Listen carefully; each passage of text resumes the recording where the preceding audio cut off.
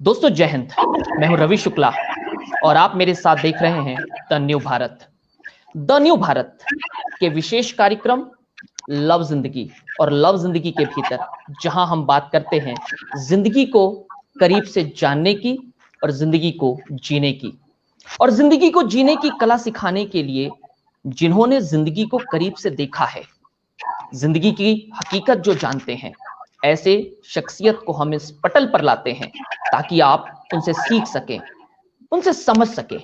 और आज इस पटल पर प्रेरक व्यक्तित्व के रूप में हमारे साथ उपस्थित हैं शिक्षाविद, सर्वश्रेष्ठ वक्ता, शारदे पुत्र, पारदर्शी व्यक्तित्व डॉक्टर वेद प्रकाश मिश्रा जी। आदरणीय वेद प्रकाश मिश्रा जी, स्वागत है। धन्यवाद। डॉक्टर वेद प्रकाश मिश्रा जी राष्ट्रपति द्वारा डॉक्टर बीसी रॉय राष्ट्रीय पुरस्कार से सम्मानित हैं। आप कुलाधिपति हैं Datta Meghe university of medical science Wardha में। इसके अतिरिक्त ऐसी कई उपलब्धियां हैं जिनको यदि मैं गिनाने बैठा तो शायद हमारा यह आज का जो सत्र है वह कम पड़ जाएगा। इसलिए एक बेहतरीन वक्ता के रूप में आपकी पहचान हर जगह होती है, ये हम और आप जानते हैं, लेकिन एक शिक्षाविद के रूप में जो पहचान आपने बनाई है, आज यह सत्र कुछ उसी के कारण है। आज मेरे लबों पर या मेरी जबान पर वो आत्मविश्वास और दिल और दिमाग में वह संतुलन नहीं है जो रोज रहता है। कारण हमारे कुनबे के सर्वश्रेष्ठ भीष्म पितामह आज हमारे बीच हैं, जहां से मैं उठकर आता हूं, जहां से मैंने बोलना सीखा, जहां से बचपन से आज यहां तक पहुंचे हैं, जहां से एक ड्रेसअप सीखा, जहां से प्रभाव कैसे डाला जाता है दर्शकों पर यह सीखा। आज ऐसे भीष्म पितामह जिसे हम कहते हैं वाद विवाद वक्तृत्व के क्षेत्र का, ऐसे सम्मानित डॉक्टर वेद प्रकाश मिश्रा जी हमारे बीच उपस्थित हैं। सबसे पहले आदरणीय डॉक्टर वेद प्रकाश मिश्रा जी, मैं आपको बतलाऊं कि लव जिंदगी क्या है। जब समाज के भीतर कोरोना के इस पीरियड में एक लोगों का जीवन के प्रति और जीने के प्रति नजरिया बदलने लगा, तब हमने फेसबुक के माध्यम से एक ऐसा मंच बनाया, एक ऐसा पटल बनाया जहां पर हम लोगों को एक नई दिशा जिंदगी के प्रति दे सके। फेसबुक पर जब हम कमेंट करते थे तो लोग हमें ब्लॉक करते हैं, अनफ्रेंड हो जाते हैं, लड़ाई झगड़े हो जाते हैं। इसलिए हमने संवाद नाम का एक चर्चा परिचर्चा का मंच बना दिया। फिर हमने कविता के लिए एक मंच बना दिया और अंत में जाकर के निर्माण हुआ द न्यू भारत का। और आज द न्यू भारत अपने आप को गौरवान्वित महसूस कर रहा है कि नागपुर, महाराष्ट्र, मध्य भारत, भारत नहीं बल्कि अंतरराष्ट्रीय स्तर पर ख्याति प्राप्त एक सम्मानित व्यक्तित्व हमारे पटल पर हैं। सबसे पहले हम आपको बतला दें कि आज का ये पूरा जो लव जिंदगी का किस्सा होगा, यहां हम औपचारिक और अनौपचारिक दोनों बातें करेंगे। कुछ चीजें ऐसी जो डॉक्टर वेद प्रकाश मिश्रा जी के व्यक्तिगत जीवन से होगी, लेकिन एक भी बात ऐसी नहीं होगी जिससे प्रेरणा नहीं मिलेगी। तो यदि आप आदेशित करें तो मैं शुरू करूं। कृपया जी। दरअसल लव जिंदगी के भीतर जिस उद्देश्य को लेकर के हम चल रहे हैं और आज का जो विषय रखा है, विषय बहुत स्पष्ट है, जिंदगी को कैसे संवारें। मैं आपको बताना चाहता हूं कि सबसे पहले मैंने इसका जो नाम रखा था, मैंने रखा अपना भविष्य कैसे संवारें।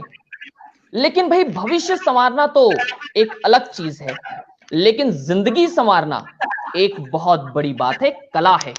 और जिसने जिंदगी को संवारा है, क्यों ना उसी व्यक्ति से सीखा जाए कि जिंदगी संवारी कैसे जाती है, जिंदगी को जिया कैसे जाता है। तो आदरणीय डॉक्टर वेद प्रकाश मिश्रा जी, हमारा पहला सवाल ये है। अच्छा, सवाल पर जाने से पहले मैं बता दूं कि जो भी दर्शक देख रहे हैं वे अपने प्रश्न कमेंट में टिप्पणी के माध्यम से पूछें।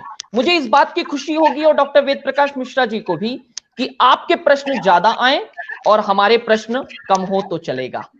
चलिए, आदरणीय वेद प्रकाश मिश्रा जी, बहुत सम्मान के साथ आज के इस बातचीत का पहला प्रश्न, डॉक्टर वेद प्रकाश मिश्रा जी की नजर में जिंदगी के मायने क्या हैं? मैं सबसे पहले भाई रवि जी आपको मन की गहराइयों से एक अत्यंत स्तुत्य प्रयोजन जो आपने आज के इस विपरीत परिस्थिति के अंतर्गत एक संवाद के रूप में उपयुक्त कराया, इसकी जितनी प्रशंसा की जाए, मैं प्रशंसा से ज्यादा मैं आपका साधुवाद व्यक्त करना चाहूंगा। आपने दो अत्यंत मौलिक शब्दों का प्रयोग आपके प्रश्न और आपके प्राकथन के अंतर्गत किया है। अगर आप ये कहते कि जिंदगी जीने के क्या मायने हैं, तो प्रश्न का उत्तर कुछ और होता, परंतु आपने महज जिंदगी जीने के मायनों का जिक्र नहीं किया, जिंदगी के संवारे जाने का जिक्र किया है। जिंदगी जीना बहुत आसान है, जिंदगी जी जाती है, और जिंदगी जीने के संदर्भ के अंतर्गत का अगर मैं वर्णन करूं तो इंसानी जिंदगी जन्म से शुरू होकर मृत्यु की निश्चितता के बीच का कालखंड, ये उसकी जिंदगी है, जिसके दो बिंदु निर्धारित हैं। जन्म निर्धारित है और जन्म के साथ ही मृत्यु निर्धारित है। इनके बीच के तमाम लम्हातों को जिंदगी कहा जाता है। अगर संवारी न भी जाए तो जिंदगी कट जाती है, परंतु जिंदगी जब संवारी जाती है तो उसके तीन प्रारूप हमारी आंखों के सामने खड़े होते हैं। पहले प्रारूप का जो चिंतन है, मैंने दो शब्दों के अंतर्गत एक छोटे से शेर जिसको मैंने मेरे जीवन की प्रेरणा मानी कि जिंदगी जिंदा दिली का नाम है, मुर्दा दिल क्या खाक जिया करते हैं। जिंदगी को जीने का पहला मायना यह है कि जिंदगी के अंतर्गत जिंदा दिली होनी चाहिए। जिंदा दिली तब होगी जब जिंदगी में मकसद होगा, मकसद तब होगा जब मकसद प्राप्ति की ललक होगी, ललक तब होगी जब उसके प्रति निष्ठा होगी, निष्ठा तब होगी जब उसके लिए संकल्प होगा, संकल्प तब निभेगा जब उसके प्रति समर्पण होगा, समर्पण तब होगा जब जहन में अनुशासन होगा, अनुशासन तब होगा जब विवेक साथ देगा, और विवेक साथ तब देगा जब परिश्रम की अनकही गाथाओं के अंतर्गत आप स्वर देने का कार्य लगातार करते रहेंगे। इसलिए जिंदगी का पहला मायना यह है। नेपोलियन हिल के शब्दों के अंतर्गत अगर जिंदगी के मायने का निरूपण में करूं तो नेपोलियन हिल अपनी पुस्तक के अंतर्गत तीन बातों को जिंदगी संवारने की विधा के तौर में प्रतिपादित करते हैं। नंबर पहला कंसीव, नंबर दूसरा बिलीव, और नंबर तीसरा अचीव। जिंदगी के अंतर्गत अगर आप उसे संवारना चाहते हैं तो सबसे आवश्यक यह है कि आपको जिंदगी के लक्ष्य निर्धारित करने होंगे। अगर आपने साधारण लक्ष्य निर्धारित किए तो जिंदगी साधारण हो जाएगी, पर लक्ष्य अगर असाधारण होंगे तो जिंदगी अपने आप उस असाधारण लक्ष्यों की प्राप्ति के लिए असाधारण होती हुई चली जाती है। और जब जिंदगी असाधारण होने की प्रक्रिया में लग जाती है, रम जाती है और बस जाती है, तो विश्वास मानिए वहीं जिंदगी संवरने लगती है। संवरी हुई जिंदगी अलंकृत होनी चाहिए, अलंकृत जिंदगी अलंकरण के साथ हो, और उस अलंकृत जिंदगी को ही जिंदगी के सचमुच के आभूषित होने के संदर्भ के साथ जोड़ा जा सकता है। इसलिए जिंदगी जीने का पहला माना कंसीव बिग। जिंदगी के अंतर्गत आसमान को खुली चुनौती देने का मन जब जिंदगी बना लेती है, और उसका निर्धार इन शब्दों में व्यक्त होता है कि ऐ आसमान, अपने अदब के साथ आंखों को नीचा कर, क्योंकि अब मैंने एतबार के साथ गर्दन ऊंची उठाई है। उस चिंतन के अंतर्गत बसने वाले अदम्य विश्वास का धरातल, पर यह विश्वास अट्टहास न हो, और इसलिए उस विश्वास के अंतर्गत अपनी निष्ठा, वह निष्ठा जो निश्चित तौर के ऊपर में प्रेरणा का कार्य करे, प्रेरणा जो लगातार मन को आंदोलित करने की विधा को निर्माण करे, और चरे व्यक्ति चलने की प्रक्रिया क्रमशः उस दिक के प्रति, अचीव करने के प्रति समर्पण भाव के साथ जब जुट जाता है मनसा वाचा कर्मणा से, तब विश्वास मानिए मुश्किलों को मात करने का मादा अपने आप आ जाता है।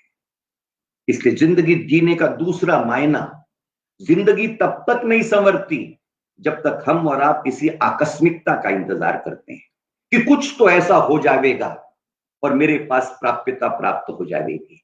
जिंदगी एक्सीडेंट नहीं है, जिंदगी हादसा नहीं है, जिंदगी केवल जुए का वह अड्डा नहीं है जिसके अंतर्गत लॉटरी के नाम पर जिंदगी की लॉटरी लग जाए ना। जिंदगी वो असबाब है जिसके अंतर्गत के लम्हात और पल एक बार गुजर जाने के बाद आपके और मेरे गुजर जाने तक वापस नहीं आते। इसलिए उन लम्हातों का संगोपन, उनका संरक्षण, उस लम्हात को सुधारने का चिंतन ही जिंदगी को संवारने का चिंतन है। जिसने लम्हातों को संभाल लिया उसने जिंदगी को संभाल लिया। इसलिए conceive big, believe huge, conceive big and achieve tall, ये वो रास्ता है जो जिंदगी को आपको पदक्रमित करते हुए साफल्य के साथ निश्चित तौर के ऊपर में सिद्धता और सार्थकता के रास्ते पर ले जाकर के खड़ा हो जाता है। और तब आपको अपनी कहानी खुद नहीं कहनी पड़ती, तब आपकी कहानी औरों की जुबान के ऊपर में उनकी जुबानी बन जाया करती है। मेरी दृष्टि के अंतर्गत जिंदगी की सार्थकता के मायने ही जिंदगी को केवल जिए जाने की विधा न होकर जिंदगी को संवारे जाने की विधा है।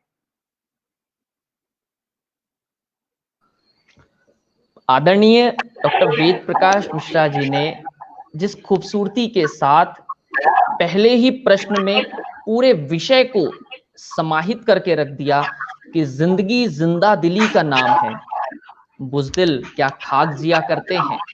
आदरणीय डॉक्टर वेद प्रकाश मिश्रा जी, दूसरा सवाल इसी से संबंधित है। यदि आज बचपन की तरफ डॉक्टर साहब को लौटने का मौका मिले तो डॉक्टर वेद प्रकाश मिश्रा जी को बचपन से क्या याद आता है जिसे वे दोबारा जीना चाहेंगे? मेरे सार्वजनिक जीवन की, रवि जी, अगर मैं कहूं तो सबसे बड़ी उपलब्धि, अत्यंत विनम्रता से मैं स्पष्ट रूप से कहना चाहता हूं कि मेरी प्राथमिक शिक्षा से लेकर, पहली से लेकर मेरी मैट्रिकुलेशन तक का शिक्षण नागपुर शहर की सरस्वती विद्यालय के अंतर्गत जो गुजारने का मुझे मौका मिला, वो मेरी जिंदगी की केवल एक शुरुआत नहीं है, परंतु मेरी जिंदगी का सबसे महत्वपूर्ण सोपान है, यह मेरी धारणा है। मुझे अगर नए सिरे से जिंदगी जीने का मौका मिला तो मैं फिर से मेरे उस बचपन की ओर लौटना चाहूंगा। मैं फिर से उस सरस्वती विद्यालय के उस प्रांगण में जाना चाहूंगा। मैं फिर से उस सरस्वती विद्यालय के अंतर्गत बने हुए उस सरस्वती मां के मंदिर के सामने खड़ा होना चाहूंगा। मैं फिर से उस 15 अगस्त के व्याख्यान की तरफ लौटना चाहूंगा जो 7 वर्ष के बालक ने 1962 के 15 अगस्त को उसी सरस्वती विद्यालय के प्रांगण के अंतर्गत मां सरस्वती का मानो प्रतीक स्वरूप मान करके निवेदित किया। और उसके बाद मां सरस्वती ने कभी भी उस बालक को उस वक्तव्य की निधानता के स्वरों की मानो स्वरांजलि अर्पित कर देने के बाद कभी पलटकर लौटकर देखने का मौका नहीं दिया। इसलिए मेरी जिंदगी की निर्मित की वह एक आधार शिला, वह जिंदगी, मेरी जिंदगी की वह निर्माण स्थली है, ऐसी मेरी धारणा है। परंतु मेरी जिंदगी का सबसे बड़ा मकाम उस मेरे सरस्वती विद्यालय से पहले मैं फिर जहां लौटना चाहूंगा, मैं मुनव्वर राणा की उन पंक्तियों के माध्यम से लौटना चाहूंगा कि जहां पर वो कहते हैं कि मेरी ये ख्वाहिश है कि मैं फिर से फरिश्ता हो जाऊं, इस कदर मुझे लिपटा ले कि मैं फिर से बच्चा हो जाऊं। मैं लौटना चाहता हूं तो मेरी मां की गोद में लौटना चाहता हूं। नए सिरे से जिंदगी जीना चाहता हूं तो मेरे मां के उस आंचल के नीचे एक बार जाना चाहता हूं। मैं फिर से उस मां का बच्चा होना चाहता हूं। मैं फिर से उस मां की उंगली पकड़ना चाहता हूं। मैं फिर से उस मां के हृदय के साथ जुड़कर जिन हृदयों के स्पंदनों ने मुझे जीने की प्रेरणा देते हुए जीवन जीने का सलीका सिखा दिया, इसलिए मेरी जिंदगी की 2 माएं हैं जिनकी गोद में मैं अपने आप को अत्यंत सुरक्षित पाता हूं। एक मेरी वो माँ जिसकी कोख से जन्म लेने का सौभाग्य मैंने प्राप्त किया, जिसने मुझे जिंदगी के सारे दौरों के ऊपर मिला करके खड़ा किया, और मेरा सरस्वती विद्यालय का वो प्रांगण जो मेरी दूसरी माँ है। मैं इन दो माताओं की गोद में अगर मौका मिला, ईश्वर ने मौका दिया, तो जरूर मैं उनकी गोद में लौटना चाहता हूं। वही मेरी जिंदगी का सबसे बड़ा सुकून है, वही मेरी जिंदगी की आद्यशिला है, और वही मेरी जिंदगी की आधारशिला है। आज मेरी माँ हयात में नहीं, इसलिए उसकी गोद में मैं लौट पाऊं ऐसा कोई कारण नहीं, परंतु मेरे सिर पे लगी हुई ये टोपी वेद प्रकाश मिश्रा के गंजेपन को छिपाने का प्रारूप नहीं है। मेरी माँ के गुजर जाने के बाद 10वीं विधा को पूरा कर लेने पर, सिर को मुड़ाने के बाद भी मैंने टोपी लगाई, और एकाएक मुझे ऐसा लगा कि मेरी माँ मेरे सामने मूर्त रूप में खड़ी है, और उन्होंने मुझसे इतना ही कहा, स्वर के अंतर्गत सुनाई आया कि पप्पू, ये हमने अपने 2 हाथ इस टोपी के रूप में तुम्हारे सर पे रखे हैं, इसे लगाए रखना। मैं उस मेरी माँ की स्मृति को मेरे सर के ऊपर में लगाए फिरता हूं। यही मेरी जिंदगी की लौटने की सबसे बड़ी आधारशिला है। मैं उस माँ की गोद में एक बार फिर से अपने आप को महसूसियत की दुनिया में बांधना चाहता हूं, और मेरी उस पाठशाला के ऋण की अदायगी के नाम पर फिर से उस बचपन के साथ नए सिरे से जीना चाहता हूं। ये मेरी 2 तमन्नाएं हैं, और काल्पनिकता के तौर पर क्यों ना हो, ये मेरी जिंदगी की हसरत है। यानी जिंदगी के भीतर हर एक व्यक्ति के लिए जो सिर्फ कहा जाता है, लेकिन आज उसे समझना पड़ेगा कि विद्यालय और माँ, ये दोनों विद्यार्थी को और बालक को न सिर्फ संवारते हैं, बल्कि जिंदगी की सांस देने के अलावा उन्हें निखारते, उन्हें आगे बढ़ाने का काम भी करते हैं। आदरणीय डॉक्टर वेद प्रकाश मिश्रा जी के बारे में मैं बताऊं तो जब हम 2006 में पहली बार इनसे मिले और इनका एक अद्भुत भाषण, और भाषण के बाद में इनके हाथों से पुरस्कृत होना, 2006 से 2013 तक न जाने ऐसे वर्ष में कितने आयोजन होते वाद विवाद स्पर्धा के, जहां पर हमारी एक ख्वाहिश होती कि डॉक्टर वेद प्रकाश मिश्रा भैया यदि आएंगे, उनके हाथ से पुरस्कार मिलेगा, उनकी नजरों में नजरें डालकर आशीर्वाद मिलेगा, शायद वो बहुत बड़ी चीज होगी। लेकिन इसके बियॉन्ड, इससे अलग, डॉक्टर साहब हम एक चीज जानना चाहते हैं, क्या हम ये मान लें कि डॉक्टर वेद प्रकाश मिश्रा बनने से पहले वेद प्रकाश जी, या आपने अभी कुछ देर पहले बताया पप्पू जी, बचपन में किताबों के साथ ही जुड़े रहते थे, या मस्ती करना, बाहर निकलना, खेलना, बंक मारना, ऐसी भी कुछ चीजें आपकी जिंदगी में बचपन के कुछ अंग रहे हैं? देखिए रवि जी, मुझे स्पष्ट रूप से स्वीकार करने में कहीं कोई झिझक नहीं कि मेरा बचपन चंचलता की गोद में नहीं पला। मैं ये कहूं कि बचपन का पूरा एक व्यापक आस्वाद मेरे अनुभव के हिस्से में है,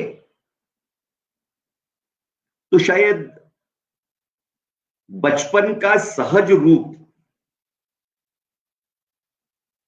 इसको लेकर के मैं कोई बहुत ज्यादा विस्तृतता के साथ कुछ कह पाऊंगा ऐसा नहीं है।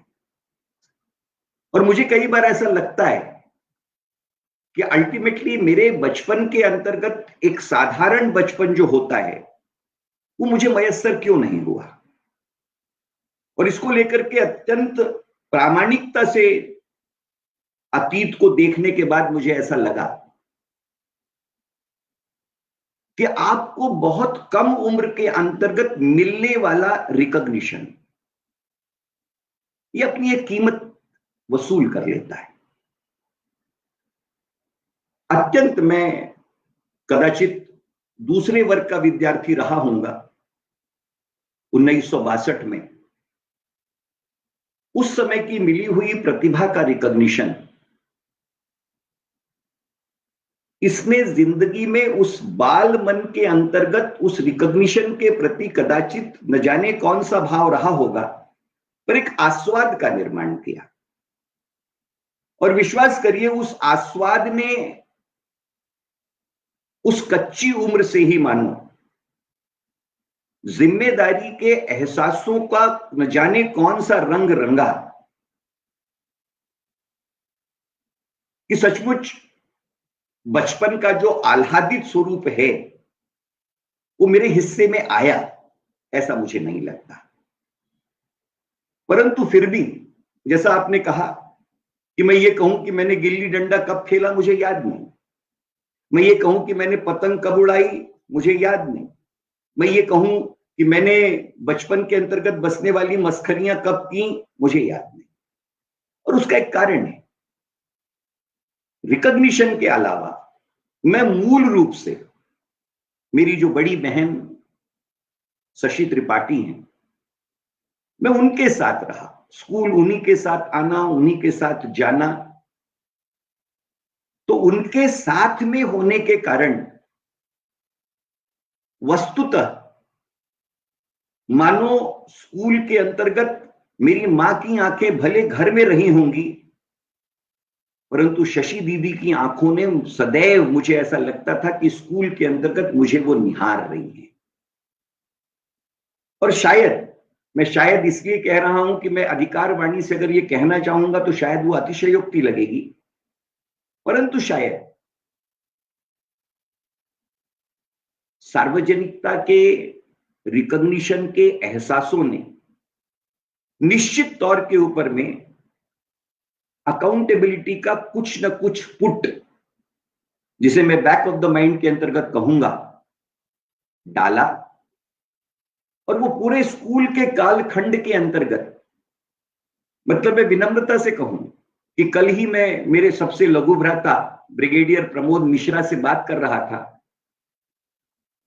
और उन्होंने एक वाकया बनाया, मेरे से 10 साल छोटे हैं। जब वो पहली में प्रवेशित हुए तो उस समय मैं मैट्रिक में था, और बोलते बोलते वो एक बात बता गए कि बोले भाई साहब, हमने तो वो आलम देखा है कि जब मैं पहली में प्रवेशित होने के लिए गया तो सरस्वती विद्यालय के हेडमास्टर भारद्वाज सर ने कहा कि ये प्रमोद नहीं है, ये वेद प्रकाश का नया रूप एक नए सिरे से हमें स्कूल में मिला। तो मैं कहना ये चाहता हूं, इसमें मेरी उपलब्धि है, इसे आप अन्यथा न लें। मैं हमेशा कहता हूं, लोक मन और हमारे शिक्षकों का मन उदार होता है जिसके अंतर्गत विद्यार्थियों को वो सहजता के साथ बसा लेते हैं। इसलिए ये कोई मेरी उपलब्धि का हिस्सा है या मैं उसके अंतर्गत किसी अतिशयोक्ति का रंजन कर रहा हूं, कृपया इसे इस रूप में न लिया जाए। परंतु इस सारी वस्तु स्थिति ने जो एक मान्यता प्रदान की, जो उस मान्यता के प्रति एक अकाउंटेबिलिटी, जवाबदेही का भाव निर्माण किया, उस जवाबदेही के तहत सचमुच उम्र से पहले निश्चित तौर के ऊपर में मैं बूढ़ा हो गया, ये कहने में मुझे कहीं कोई अतिशयोक्ति नहीं है।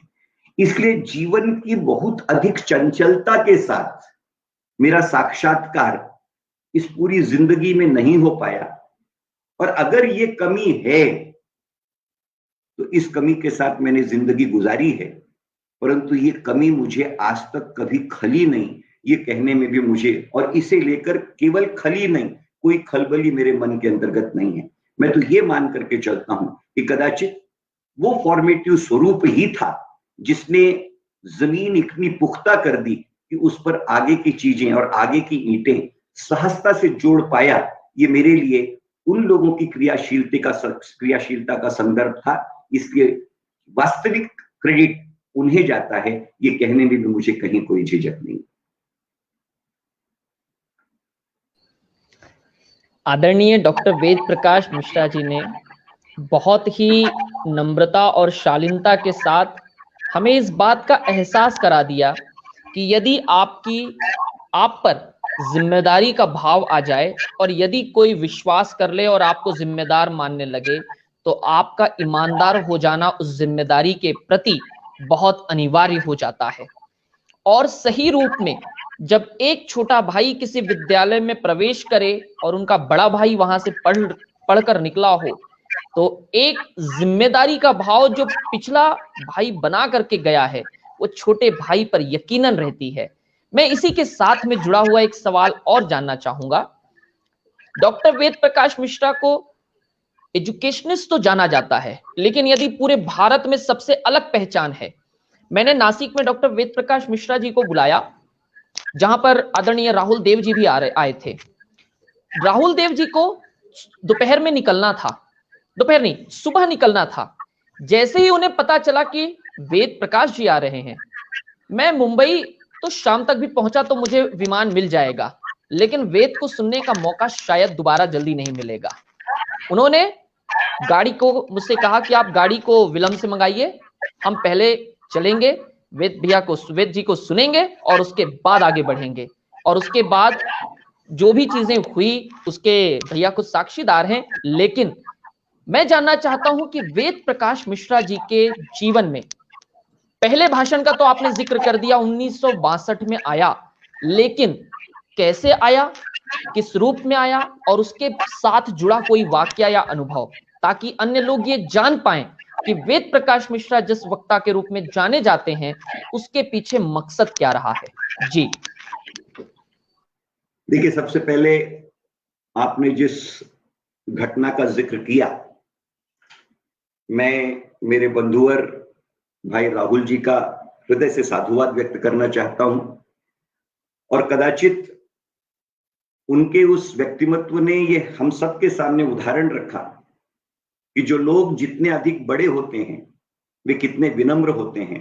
और इसलिए मैं निश्चित तौर पर राहुल भाई की विनम्रता का सदैव कायल था और कायल रहूंगा।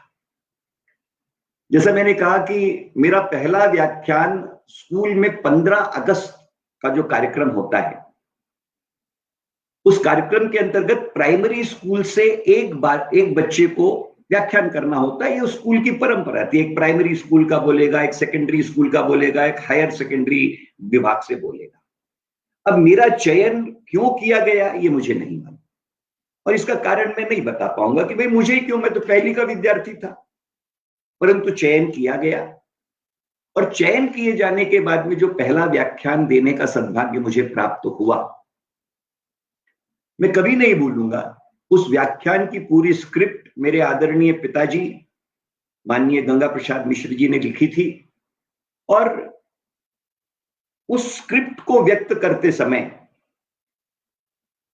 निश्चित तौर के ऊपर में जो अभिव्यक्ति के भाव के साथ वो व्यक्त हुई, उसे सराहा गया। और उस पहले ही व्याख्यान ने स्कूल के अंतर्गत दो चीजों के कारण, मैं पहली का विद्यार्थी था, दूसरा उस व्याख्यान का निश्चित तौर के ऊपर में जो स्वरूप रहा होगा वो तारीफ के योग्य रहा होगा। यही कारण था कि उसने सचमुच में एक ब्रेक थ्रू दिया, एक पहचान दी। और मानो उसके बाद में जब तक 11 साल उस विद्यालय के अंतर्गत रहा, ऐसा कोई 15 अगस्त का कार्यक्रम नहीं हुआ, ऐसी कोई 26 जनवरी का कार्यक्रम नहीं हुआ जिस दिन उस प्रांगण ने वेद प्रकाश मिश्रा को भाषण देने का और उसे ग्रहण करने का मन न बनाया। एक इसी के कारण स्कूल की तमाम वो प्रतियोगिताएं जिनके अंतर्गत भाग लेने का सौभाग्य मुझे प्राप्त हुआ है, और उस समय जो जमाना था, वो जो ट्रॉफीज मिला करती थी, शील्ड्स हुआ करते थे, वो बड़े बड़े स्वरूप के हुआ करते थे। मुझे अभी भी याद है कि विदर्भ प्रांतीय स्कूल की अंतर शालेय वाद विवाद स्पर्धा के अंतर्गत जो मुझे पहले पुरस्कार में शील्ड प्राप्त हुई थी, उस शील्ड की ऊंचाई मेरी आधी ऊंचाई के बराबर थी। और उस शील्ड को उठाना मतलब it was a very difficult preposition. परंतु उन पुरस्कारों के प्राप्ति के साथ स्कूल में प्रांगण में असेंबली हुआ करती थी, जिसमें सारे विद्यार्थी खड़े हुआ करते थे प्रार्थना के पहले।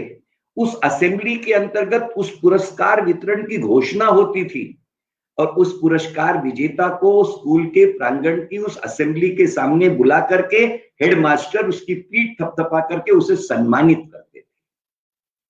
अपने आप में इतना बड़ा मोटिवेशन था, इतना बड़ा रिकॉग्निशन था कि सचमुच में आप स्कूल की असेंबली के सामने बुलाए जाकर के आपकी पीठ थपथपाई जा रही है। मैं वो वाकया कभी नहीं भूल सकता कि मैं 6वीं या 7वीं में रहा हूंगा, कदाचित शायद 1967-68 की बात है, तो संभवतः मैं 6वीं या 7वीं का विद्यार्थी रहा हूंगा। विदर्भ प्रांत पर सिलेक्शन हो जाने के बाद में राज्य की स्पर्धा थी, पूना के अंतर्गत उसका आयोजन हुआ था। विदर्भ स्तर का आयोजन वर्धा में था, जहां पिताजी मुझे साथ में लेकर गए थे, लेकिन पूना मैं अकेला गया। अकेला जाने के बाद में वहां भी पुरस्कार, प्रथम पुरस्कार मिला। मैं वापस लौटा।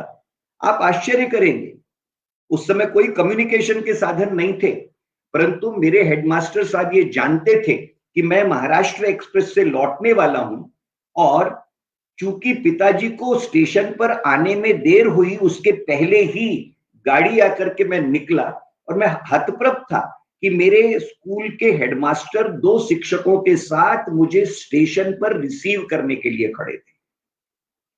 उस समय कोई दूसरा वाहन नहीं था। हम लोग ये साइकिल रिक्शा के अंतर्गत मुझे उन्होंने बिठाया। कोई साधन नहीं था कि मैं घर फोन कर पाऊं, कोई फोन नहीं था, कोई साधन नहीं था। वहां से वो मुझे सीधा स्कूल लेकर के आए। स्कूल लेकर के आने के बाद में वहां पर स्कूल की असेंबली हुई, वहां मेरा सत्कार हुआ, और इस सत्कार के आनंद की बात जाने दीजिए। कुछ देर बाद पिताजी लेने के लिए पहुंचे। ढूंढा होगा इधर उधर, नहीं मिल पाया, क्योंकि मैं तो हेडमास्टर साहब के द्वारा स्कूल ला लिया गया था। उन्होंने पूछा, वो टीटी से पूछा, बाबूजी बताते हैं, टीटी से पूछा कि भाई ऐसा एक बच्चा आया था क्या। लकीली उस समय जो एयरबैग मेरे पास में थी वो लाल और हल्के नीले रंग की थी। उन्होंने कहा एक छोटा सा बच्चा था, और मेरी ऊंचाई बहुत कम थी रवि जी, हाइट में बहुत कम हाइट थी मेरी, छोटा बच्चा था, लाल और नीले रंग की एयरबैग थी। पिताजी उस एयरबैग के माध्यम से मैं पहुंच गया हूं। वहां से घर आए, घर नहीं पहुंचा था, किसी को नहीं मालूम कि मैं कहां हूं। घर में चिंता का वातावरण कि अगर पहुंच गया है तो आया क्यों नहीं, हड़कंप मचा हुआ है।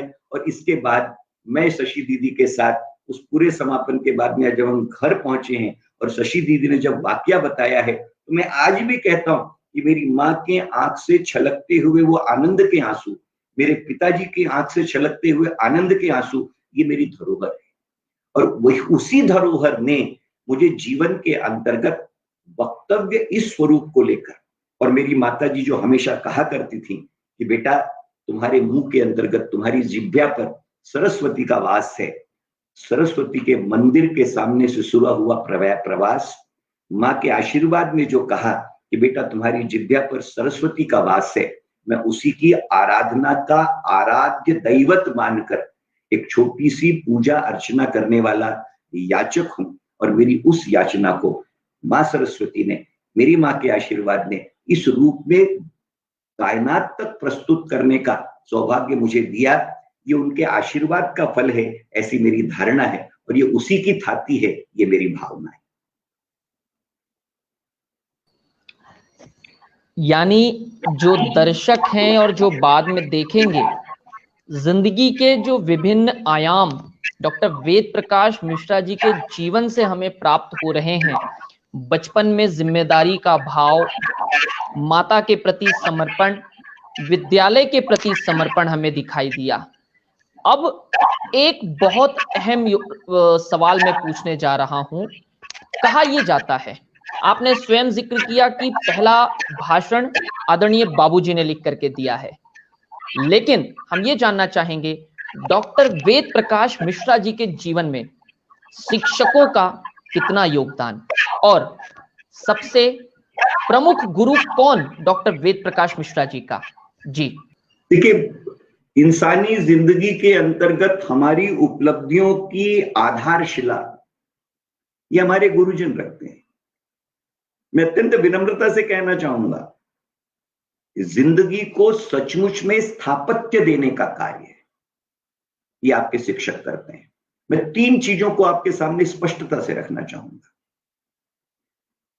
हिंदी को अत्यंत मौलिकता से मेरे लिए बोल पाना मेरी मातृभाषा होने के कारण यह मेरी उपलब्धि का विषय मैं ऐसा नहीं मानता, परंतु हिंदी के वक्तव्य के अंतर्गत मुझ में एक रिफाइनमेंट, उसके अलंकार, उसके श्रृंगार, उसके सौष्ठव, इसकी अगर कोई रचनाकार हैं तो मेरे सरस्वती विद्यालय के अंतर्गत मैं अगर आदरणीय उषा मिश्रा इनका जिक्र नहीं करूंगा तो मेरी जिंदगी के अंतर्गत जितना बड़ा स्थान मेरी मां का है उतना ही बड़ा स्थान उषा मिश्रा जी का है, एक शिक्षिका के नाते, जिन्होंने मेरी भाषा, मेरी अभिव्यक्ति, मेरे उच्चार, मेरे अलंकरण, मेरे व्याकरणबद्धता, मेरी शाब्दिक निष्ठा, शाब्दिक प्रभाव, इन सारी चीजों की यथावत एक आर्किटेक्ट के रूप में उन्होंने मुझे सजा और संवार करके खड़ा किया।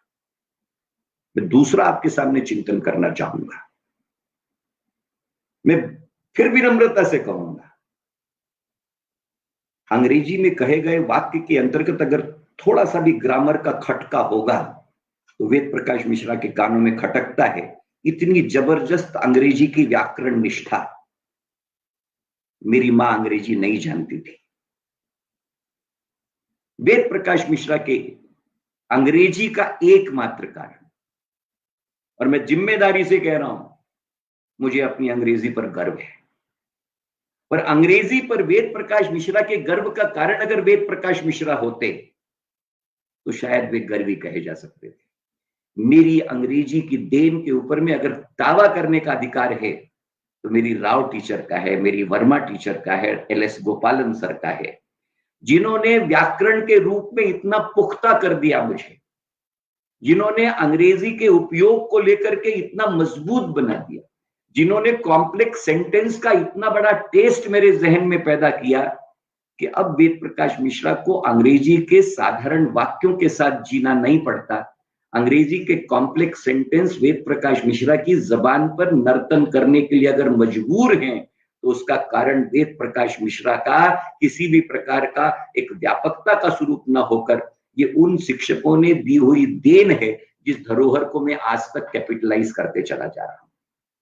मैं तीसरा आपसे निवेदन करना चाहता हूं, मराठी की शब्दावली के हिंदी भाषी होने के बावजूद किए जाने वाले उच्चार, मराठी के व्याकरण की व्याकरण निष्ठा, मराठी के उच्चार, अनुस्वार, हलंत, विभक्ति, प्रत्यय, इनका उपयोग जिस अधिकार वाणी के साथ में वेद प्रकाश मिश्रा कर पाते हैं, और मराठी भाषियों को भी इस संभ्रम में वेद प्रकाश मिश्रा डाल देते हैं की नाही हो, वेद प्रकाश मिश्रांची मातृभाषा किंबहुना कदाचित मराठीच आहे असं जाणवतं। यह जो प्रयोजन है ये वेद प्रकाश मिश्रा के धरोहर नहीं है, ये मेरी उन सहस्त्रबुद्धे टीचर की देन है जिन्होंने मराठी के अंतर्गत मुझ जैसे अमराठी भाषी को भी इतनी पुख्तगी के साथ में खड़ा कर दिया।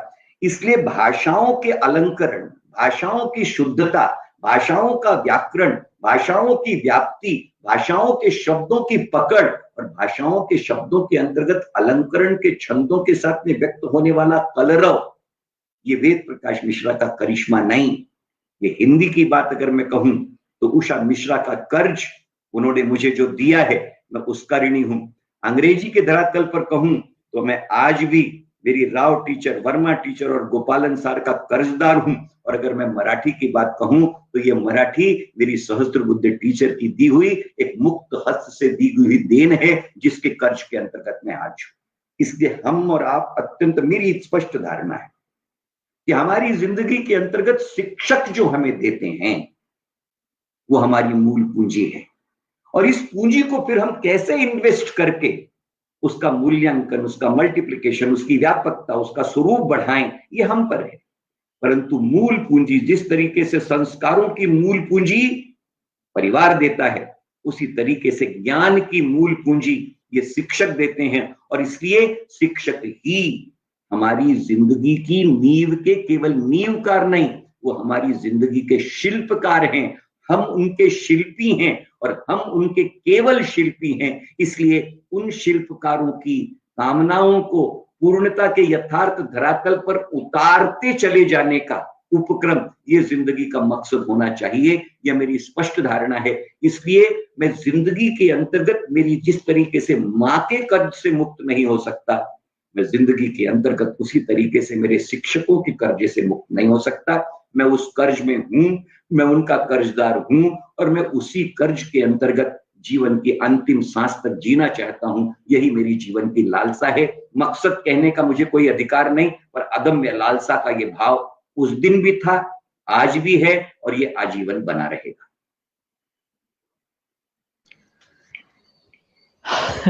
किसी प्रकार शब्द नहीं है जिस प्रकार से एक इतना प्रभुत्व व्यक्ति अपने स्कूल के टीचर, अपने विद्यालय के teacher Usha Mishra ji, Rao madam, Verma madam, गोपालन सर, सहस्त्रबुद्धे मैडम को नाम के साथ आज भी याद रखते हैं, तारीख के साथ में भाषण याद रखते हैं और उनके प्रति जो कृतज्ञता का भाव व्यक्त करते हैं।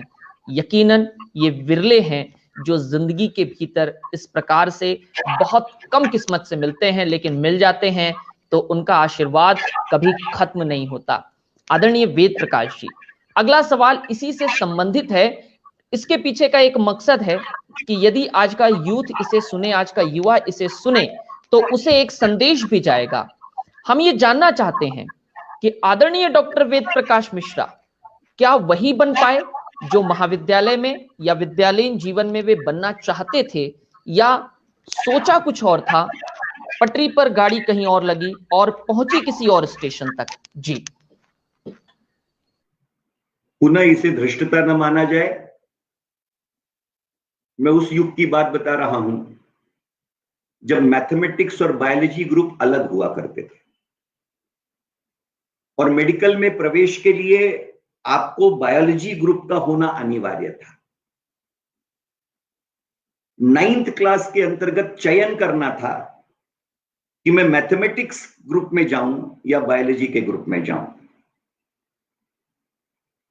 मेरी परम पूज्य माताजी का निर्णय था कि मैं बायोलॉजी ग्रुप में जाऊं, क्योंकि उन्होंने निश्चय किया था कि मुझे मेरे वेद को डॉक्टर बनाना है। मेरा स्कूल मुझे बायोलॉजी ग्रुप में छोड़ने के लिए तैयार नहीं था, क्योंकि बायोलॉजी के अंतर्गत डिस्क्रिप्टिव सब्जेक्ट होने के कारण कुछ नंबर गणित से कम मिलने की संभावना थी और स्कूल आशंकित था कि अगर बायोलॉजी ग्रुप में मैं जाऊंगा और कहीं कुछ नंबर कम पड़े तो मैं गुणवत्ता यादी के अंतर्गत मेरा नाम अगर नहीं रहा तो we will be losing a meritorious position in the school. और उस समय 3 स्कूलों में स्पर्धा हुआ करती थी, पटवर्धन स्कूल मेरिट यादी के लिए, और आज 25 मेरिट लिस्ट के नाम नहीं हुआ करते थे, केवल 3 नाम हुआ करते थे मेरिट लिस्ट के अंतर्गत, हड़साय स्कूल, सरस्वती विद्यालय और पटवर्धन स्कूल। इनमें स्पर्धा होती थी कि पहला कौन आएगा बोर्ड के एग्जामिनेशन के अंतर्गत। इसलिए हेडमास्टर साहब ने, मैंने जब कहा कि साहब मेरी मां ने कहा है कि मुझे बायोलॉजी ग्रुप में जाना है, हेडमास्टर साहब ने इनकार कर दिया कि नहीं, हम तुमको बायोलॉजी ग्रुप नहीं दे सकते, क्योंकि उससे अगर हम बायोलॉजी ग्रुप लोगे तो हमारी मेरिट की पोजीशन में आपका नाम अगर नहीं आया तो हमारा नुकसान होगा। अड़चन मेरी ये थी कि माँ कहती थी कि बायोलॉजी ग्रुप में जाना है और हेडमास्टर साहब देने को तैयार नहीं थे। तो उन्होंने कहा कि तुम हमारी साउथ इंडियन थे भारद्वाज साहब, उनकी हिंदी मतलब तमिल हिंदी थी, तुम अपनी मदर को लेके आएगा, हम तुम्हारी मदर से बात करेगा। मैं माता जी को लेकर के आया, माता जी से बात हुई और मैं आपको कह रहा हूं जिस इस चीज का जिक्र पिताजी ने, मेरी जो बायोग्राफी लिखी हुई है आदरणीय गंगा प्रसाद जी ने ड्रीम चाइल्ड के नाम से, जिस बायोग्राफी का inclusion Limca book of world record में है, यूनिक वर्ल्ड रिकॉर्ड में है, इस कैटेगरी में कि किसी बेटे की उसके पिता के द्वारा लिखी गई बायोग्राफी का वह दुनिया में केवल एकमात्र उदाहरण है। इसलिए वो लिम्का और यूनिक वर्ल्ड रिकॉर्ड के अंतर्गत आदरणीय गंगा प्रसाद जी द्वारा लिखित ड्रीम चाइल्ड इस पुस्तक का समावेश है।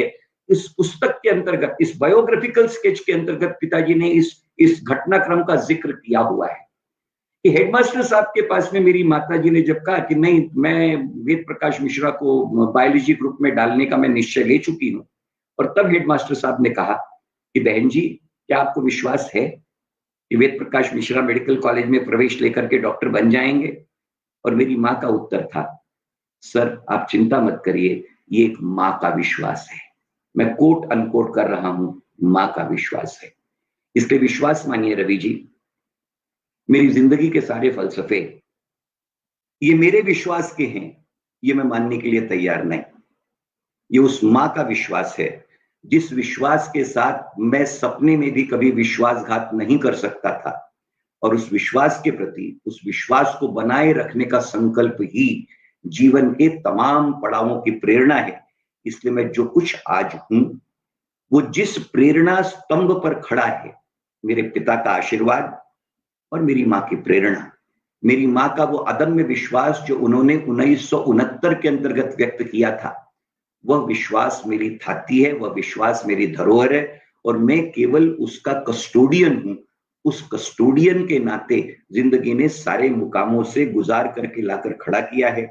इसलिए इसे आप मेरा विश्वास न माने, पर मेरे संकल्प के अंतर्गत मेरी मां के विश्वास के साथ विश्वासघात न करने का संकल्प ही मेरी जिंदगी की सबसे बड़ी उपलब्धि है। इसलिए जिंदगी ने मुझे ठीक वही बनाया है जो मेरी मां अपने वेद प्रकाश को बनाना चाहती थी। जिंदगी ने मुझे और कुछ नहीं बनाया और जिंदगी में मुझे ऐसा और कुछ नहीं बनना है जो मेरी मां मुझे नहीं बनाना चाहती। मैं मेरी मां के सपनों का वेद प्रकाश हूं। मैं मेरी मां के सपनों का वेद प्रकाश था और मैं मेरी मां के सपनों का ही वेद प्रकाश बनकर दम तोड़ूंगा। यही मेरी जिंदगी का संकल्प है। दूसरा उदाहरण दूंगा। साधारण परिस्थिति के अंतर्गत हम लोग पले बढ़े। जनवरी 1978 के अंतर्गत कॉन्वोकेशन में मेरे जैसे एक साधारण परिवार के बालक को डॉक्टर बनने का सौभाग्य मिला। मेरे नाम के सामने अब डॉक्टर लिखा जाने का अधिकार मुझे मिली हुई इस डिग्री से मिल गया।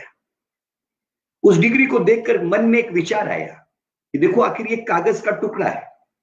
इस कागज के टुकड़े ने मुझ जैसे साधारण घर के विद्यार्थी को और मेरे कुल परिवार के अंतर्गत मेरी मां ने पहला डॉक्टर बनने का सद्भाग्य उसके संकल्प से मुझे दिया। मैं मेरे पूरे कुल परिवार के अंतर्गत, खानदान के अंतर्गत पहला डॉक्टर एमबीबीएस बना। मैंने उस डिग्री को बहुत बारीकी से निहारा। डिग्री को देख करके एक चीज मेरे ध्यान में आई। इस कागज के टुकड़े के ऊपर में वाइस चांसलर की सिग्नेचर होती है, तो ये कागज का टुकड़ा उसको डिग्री में रूपांतरित कर एक साधारण घर के बच्चे को डॉक्टर बना देता है और जीवन भर उसे अधिकार देता है कि वो अपने नाम के सामने डॉक्टर का प्रीफिक्स इस्तेमाल करे। रवि जी, फिर विनम्रता से कहना चाहूंगा, उस दिन जहन ने यह विश्वास मन में पैदा किया कि आज अगर एक कागज के टुकड़े पर एक वाइस चांसलर की सिग्नेचर वेद प्रकाश मिश्रा को डॉक्टर बना सकती है, तो जिंदगी के अंतर्गत वेद प्रकाश मिश्रा भी ऐसे ही कागज के टुकड़ों पर हस्ताक्षर करेंगे कुलगुरु के रूप में और वे कागज के टुकड़े डिग्रियां बन जाएंगे। वेद प्रकाश मिश्रा उसी निर्धार और निर्णय और मां के आशीर्वाद और पिताजी की प्रेरणा के तहत कुलगुरु बने और उनके हस्ताक्षर की डिग्री विद्यार्थियों को मिली। पर नियति आपके परिश्रम से आपको अधिक पारिश्रमिक देती है। वेद प्रकाश मिश्रा वो सौभाग्यशाली पिता हैं जिन्होंने कुलगुरु के रूप में जिस कागज के टुकड़े पर हस्ताक्षर किया वह डिग्री उनकी बेटी की भी थी और वह भी उस बेटी के सामने डॉक्टर लगाने के प्रश्रय की डिग्री थी। नियति देती है, पारिश्रमिक उसके साथ अगर जुड़े तो नियति उदार हाथों से देती है और नियति के उदार हाथों का बेनिफिशियरी अगर आप कहें तो इसे विनम्रता से स्वीकार करने में मुझे कहीं कोई आपत्ति नहीं है। निर्धार पल्लवित होते हैं, पुष्पित होते हैं और फलित होते हैं। ये मैं अब निश्चित तौर के ऊपर में युवा पीढ़ी को कहना चाहूंगा। तो निश्चय मन में पैदा कर, कायनात तेरे निश्चय के सामने झुकेगी। तुझे अपने मन के अंतर्गत अदम्य साहस पैदा कर, कायनात तुझे नमन करेगी। मैं उस दुष्यंत कुमार की पंक्तियों को मेरी युवा पीढ़ी के मन को आंदोलित करने के लिए मेरा उदाहरण देने की कोई मेरी कारण और औकात नहीं, परंतु कहना चाहूंगा कि जिस तरीके से दुष्यंत कुमार ने कहा था कि कौन कहता है कि आसमान में सुराख नहीं हो सकता, अरे एक पत्थर तो तबीयत से उछालो यारो। ईमानदारी और निष्ठा के साथ परिश्रम की वेदी के ऊपर में आप एक बार निष्ठा के साथ दस्तक देंगे, मैं आपको विनम्रता से कहना चाहूंगा आपकी वो दस्तक, आपका परिश्रम आने वाली वक्त की तस्वीर पर उसे दस्तखत न बना दे तो वेद प्रकाश मिश्रा का नाम बदल दीजिएगा। प्रामाणिकता के दस्तक दीजिए। दस्तक आपके निश्चय और निर्धार से वक्त की रेत पर आपका दस्तखत बनेगी, ये इस बात की गारंटी मैं आपको देना चाहता हूं।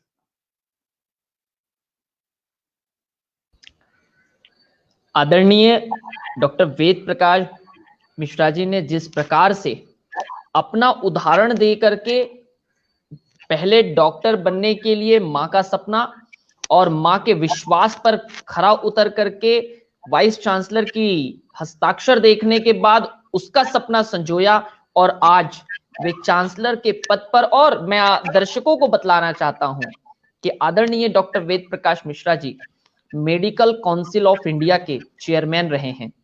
जो सपना उन्होंने देखा था वो सपना एक तरफ जो मेडिकल विश्वविद्यालयों का निर्माण करने वाली संस्था है, आदरणीय वेद प्रकाश मिश्रा जी उसके प्रमुख कुर्सी पर, उसके चेयरमैन के पद तक पहुंचे, और मुझे बताते हुए बहुत खुशी हो रही है कि ऐसी भारत की कई विश्वविद्यालय हैं, मेडिकल विश्वविद्यालय, जिनके बायलॉज लिखने से लेकर, उनकी संकल्पना बनाने से लेकर, उन्हें साकार रूप देने तक डॉक्टर वेद प्रकाश मिश्रा जी का बहुत बड़ा योगदान है। मैं थोड़ा सा विषय आगे लेकर के जाना चाहता हूं, और व्यक्तिगत जीवन से बाहर आकर के मेरा सवाल है, जिंदगी जीना और जिंदगी संवार कर जीना, दोनों के भीतर कितना अंतर है?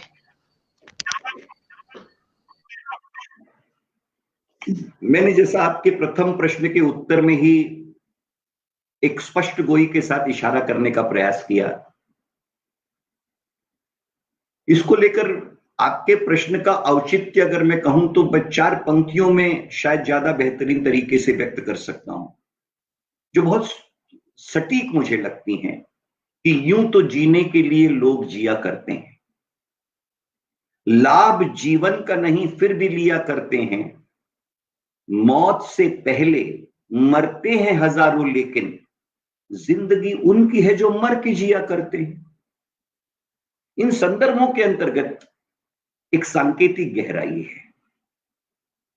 मराठी के अंतर्गत जो वाक्य जो संदर्भ कहा गया, मरावे परी कीर्ती रूपे उरावे। तीसरा संदर्भ, तेथे कर माझे जुळते, ये किस बात के द्योतक है? अगर केवल जिंदगी जी गई होती तो कोई उसका लेवा नहीं है, कोई उसकी दखल नहीं है, कहीं उसकी कोई स्वीकृति नहीं है। जिंदगी तो हर कोई जी लेता है। जिंदगी जीना ये कोई आरजू का विषय है, परंतु जिंदगी को मील के पत्थर के रूप में प्रतिपादित करने का संकल्प बनाकर life has to be studied with milestones and benchmarks. Milestone आकस्मिकता के साथ पैदा नहीं होते, बेंचमार्क्स एक्सीडेंटली निर्माण नहीं होते। चलता तो हर कोई है, परंतु हर कोई के चलने के बाद न जाने कुछ लोगों की चाल में ऐसा क्या होता है कि उनके कदम वक्त की तहरीर पर आने वाले समय की तकदीर की निर्मिति के लिए एक नए निशानों को अंकित कर देते हैं। कौन से वो पैर हैं, कैसे वो पैर हैं और क्यों वो पैर हैं? ये पैर उनके हैं जिन्होंने जिंदगी को सजाया है। ये पैर उनके हैं जिन्होंने जिंदगी को संवारा है। ये पैर उनके हैं जिन्होंने जिंदगी को अलंकृत किया है, झंकृत किया है, और केवल अलंकृत नहीं, जिंदगी को निश्चित तौर के ऊपर में एक नया आयाम दिया हुआ है। मैं इस बात को दार्शनिकता के साथ आपको आपके माध्यम से विनम्रता से लोगों तक पहुंचाना चाहूंगा। नारद मोह के अंतर्गत संवाद है ध्रुव और नारद का। ध्रुव को समझाते हुए नारद कहते हैं कि इंसानी जिंदगी के अंतर्गत 3 स्थितियां ऐसी पैदा की जा सकती हैं। सबसे पहली स्थिति साफल्य की। जिंदगी में सफलता जरूरी है, विफलता इतिहास में दर्ज नहीं होती, सफलता आवश्यक है। इसलिए पहली आवश्यकता यह कि सफलता को प्राप्त किया जाए। परंतु केवल सफलता यह एकाकी स्वरूप में मनुष्य को व्यापक स्वरूप में का निर्माण नहीं करती। सफलता का सातत्य होना चाहिए। जब सफलता सातत्यता के साथ प्राप्त होती है और प्राप्त की जाती है, तब वह सिद्धता में परिवर्तित हो जाती है। कि नहीं साहब, एक बार तो घटनाक्रम एक्सीडेंटल भी हो सकता है, नहीं हो, प्रत्येक बार, हर बार, इसलिए वह सिद्ध हुआ। परंतु सिद्धता भी जब लोकोपयोगी होती है, तब वह जाकर सार्थकता में रूपांतरित होती है। जीवन की जिंदगानी के 3 स्टेजेस हैं। जिंदगी को सफल बनाना जरूरी है, सफलता को सातत्यता में परिवर्तित करना जरूरी है, और यह सफलता और सार्थकता जो सिद्धता में बदलती है, उसे सार्थक बनाना जरूरी है। इसे भी दो भागों के अंतर्गत समझना होगा। सार्थक जिंदगी कब होगी? सार्थक जिंदगी तब होगी जब जिंदगी केवल अतुलनीय नहीं होगी। हमारी सारी जिद्दोजहद इसके अंतर्गत होती है कि हम अपनी जिंदगी को अतुलनीय बनाना चाहते हैं। ओह, ही इज यूनिक, अनकंपेरेबल। तमाम क्षेत्रों के अंतर्गत हम तुलना की दृष्टि से अपने आप को he is uncomparable, she is uncomparable, यह अतुलनीय हुआ। परंतु समाज की धरोहर, चिंतन की धरोहर, इंगित इशारे की धरोहर, दिग्दर्शन की धरोहर केवल अतुलनीयता के अंतर्गत रवि जी नहीं बसती। दुनिया में न जाने कितने लोग अतुलनीय बने, काल के गाल में कब खो गए पता तक नहीं चला। परंतु एक स्थिति आगे की है, अतुलनीयता जब सार्थकता के दायरे से होते हुए अनुकरणीयता में परिवर्तित हो जाती है, जब व्यक्ति अपने व्यक्तिगत जीवन के तमाम निर्धार और तमाम निश्चयों के साथ अनुकरणीय बन जाता है, की कसं व्हावं? यांच्यासारखं व्हावं। वह अनुकरणीयता का संदर्भ है, जिसे अंग्रेजी में आप कहते हैं कि when you become not uncomparable, when you don't become just invincible, but when you become exemplary and emulative, वह सार्थकता का चिंतन है। इसलिए अनकंपेरेबिलिटी जिंदगी की ललक हो सकती है, पर आने वाले वक्त की झंकार की झनक इस ललक में तब समाहित होती है जब वह अतुलनीयता से अनुकरणीय बन जाती है। जिंदगी वो मुकम्मल होनी चाहिए जो अतुलनीय तो हो, पर अतुलनीय से कहीं ज्यादा अनुकरणीय हो। आपके एक शब्द ने मेरे मन को जो सुकून दिया रवि जी, वह मैं कदाचित अनुकरणीयता के औचित्य को लेकर के आपसे इजाजत चाहता हूं। आपने कहा कि 2006 से लेकर के 2013 के कालखंड के अंतर्गत आप केवल मेरे अनकंपेरेबल होने से प्रभावित नहीं थे। पुरस्कार तो आपने भी न जाने कितने जीते, आप जीतते जीतते नहीं थके, और मैं आपको इन्हीं हाथों से पुरस्कार देते देते नहीं थका। आपने उस अतुलनीयता के रूप को स्वीकार केवल स्पर्धा के लिए किया होगा, पर जब लोग कहते हैं कि आम्हाला वेद प्रकाश मिश्रा सारखं बोलता आलं पाहिजे, तब अनुकरणीयता की झलक होती है। और वह अनुकरणीयता नकल में नहीं होती, वह अनुकरणीयता भावना के साथ ऊंचाई को देखते हुए सदृश्य चिंतन को निर्माण करने की ललक, और उसकी झलक के लिए जब लालायित हो जाती है, तब विश्वास मानिए मुझ जैसे साधारण आदमी को भी आप जैसे प्रेमी असाधारणता देने का औदार्य दिखाते हैं, और तब जिंदगी अतुलनीयता के दायरे से निकलकर अनुकरणीयता के दायरे में प्रवेश दे जाती है। तब वो केवल समाधान नहीं देती, वह आपको सार्थकता का चरम आनंद देती है, और यही जिंदगी की सबसे बड़ी वास्तविक उपलब्धता है, ऐसी मेरी धारणा है। मुझे मेरी जिंदगी के अंतर्गत आप जैसे प्रेमियों ने, आप जैसे साथियों ने भरघोष जिसे कहते हैं उस मात्रा के अंतर्गत दिया, मुझे लगातार मिलता रहा। मुझे मेरी अतुलनीयता पर कभी गर्व नहीं है, पर मुझे मेरी अनुकरणीयता के जिस रूप को लोगों ने स्वीकार किया, उसे लेकर मन में निश्चित तौर पर अत्यंत व्यापक समाधान है, अत्यंत व्यापक समाधान है। और सबसे अधिक समाधान मेरे जहन का ये है रवि जी, कि मेरे आदरणीय पिताजी, उन्होंने लिखा और बड़े गर्व से वो कहते हैं कि मैंने कभी मेरी जिंदगी के अंतर्गत मेरा विजिटिंग कार्ड नहीं रखा, और उनका पता और उनका विजिटिंग कार्ड वो केवल इतना लिखते हैं, Ganga Prasad Mishra, father of doctor Ved Prakash Mishra. इसके अलावा वो कुछ नहीं लिखते। मुझे इससे बड़े सर्टिफिकेट और इससे बड़ा दीक्षांत समारंभ मेरी जिंदगी में न हुआ, न हो सकता है, और मुझे और किसी सर्टिफिकेशन की जरूरत नहीं। ये कहने में मुझे कहीं कोई झिझक नहीं। इसलिए मुझे बहुत अच्छा लगता है कि जब उन्होंने उनकी पुस्तक ड्रीम चाइल्ड के लोकार्पण समारोह के अंतर्गत दावे के साथ में कहा कि मैंने और वेद प्रकाश की मां ने, हमने मिलकर एक वेद प्रकाश मिश्रा बना दिया। अब वेद प्रकाश भी दूसरा वेद प्रकाश बना लेंगे, ऐसी संभावना नहीं है। मैं समझता हूं जीवन का इससे बड़ा सर्टिफिकेशन, किसी की जिंदगी में क्या मिल सकता था और मुझे वो मिला। इसलिए मैं इस बात के लिए समाधानी हूं कि उन्होंने मेरे जीवन कथन पर लिखी हुई उस ऑटोबायोग्राफी का नाम, जो एक पिता ने कदाचित उदार हृदय के साथ ड्रीम चाइल्ड लिखा होगा, जब वो कहते हैं कि ड्रीम चाइल्ड ने केवल ड्रीम नहीं, ड्रीम के बियॉन्ड भी चीजों को पूरा कर दिखाया है, मुझे इससे बड़ा और कोई किसी प्रकार का एंडोर्समेंट अब उसकी जरूरत नहीं महसूस होती। इसी के अंतर्गत मैं जीवन की धन्यता पर खड़ा हूं और यही मेरे लिए अत्यंत हर्ष का विषय है।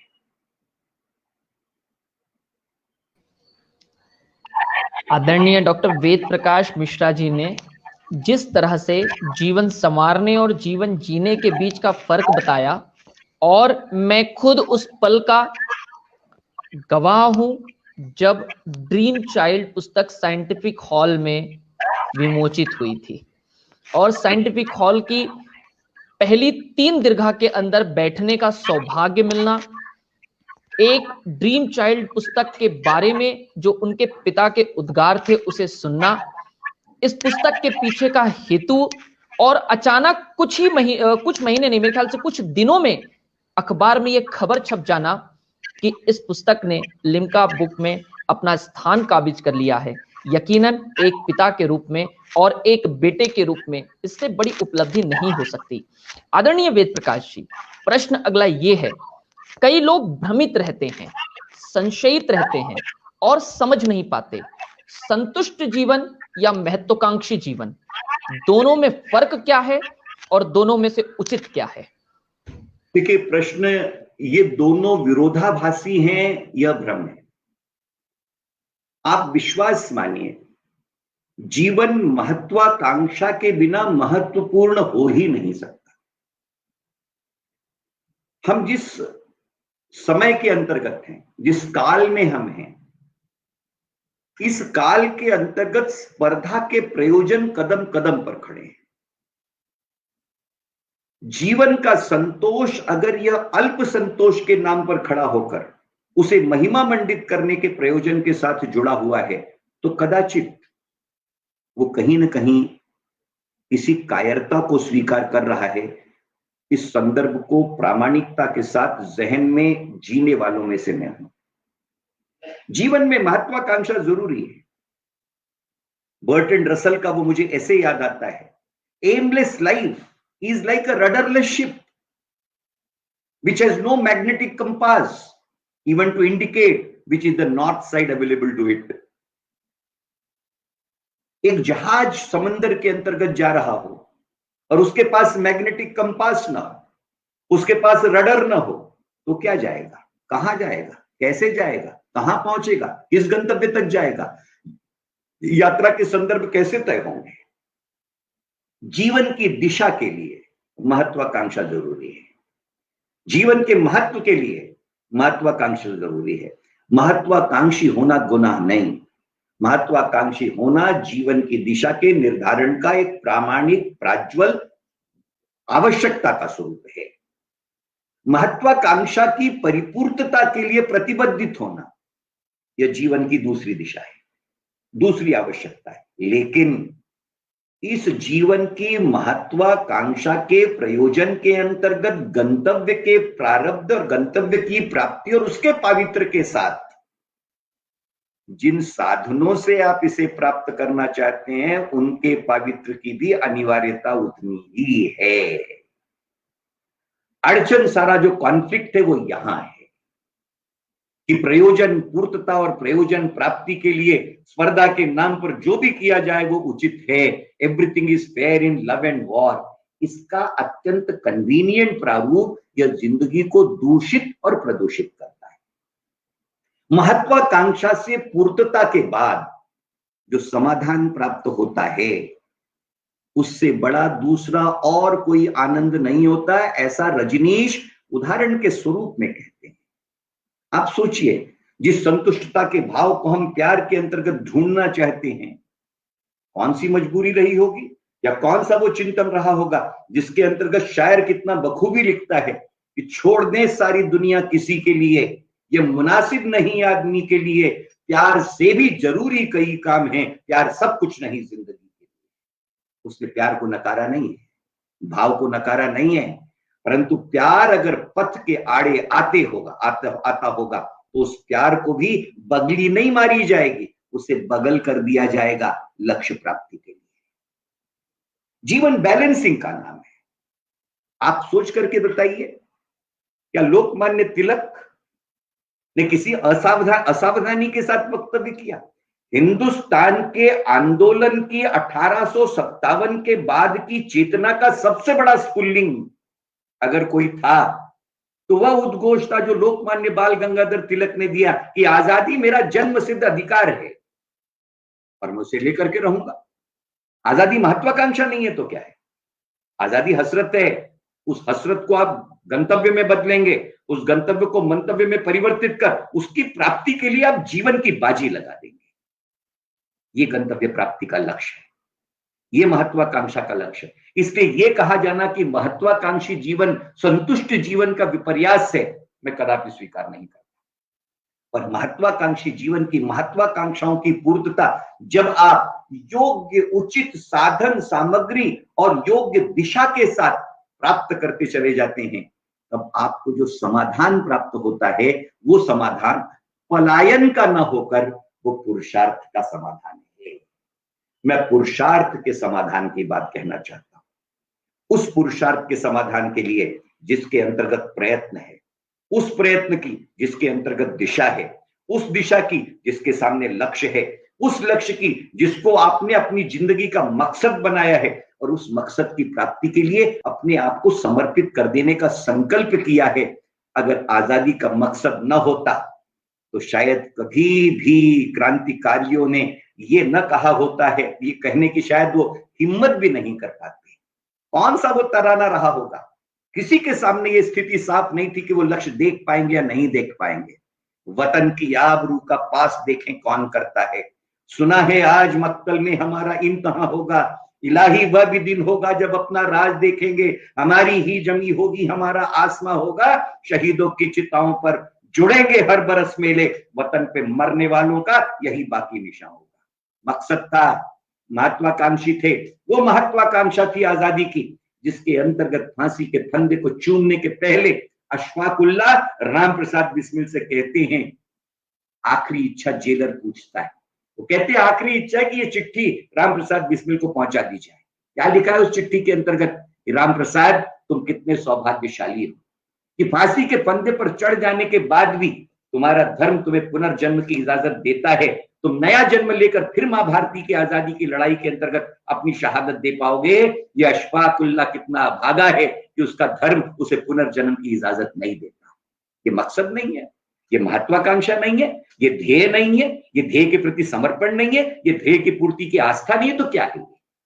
इसके बिल्कुल जो लोग इस बात को प्रतिपादित करते हैं कि संयम संतोष यह महत्वाकांक्षा के विपरीत का भाग है, मैं बिल्कुल जवाबदेही के साथ मेरे तमाम साथियों के सामने उद्घोषित स्वरूपों के अंतर्गत ये कहूंगा कि हसरत पाल।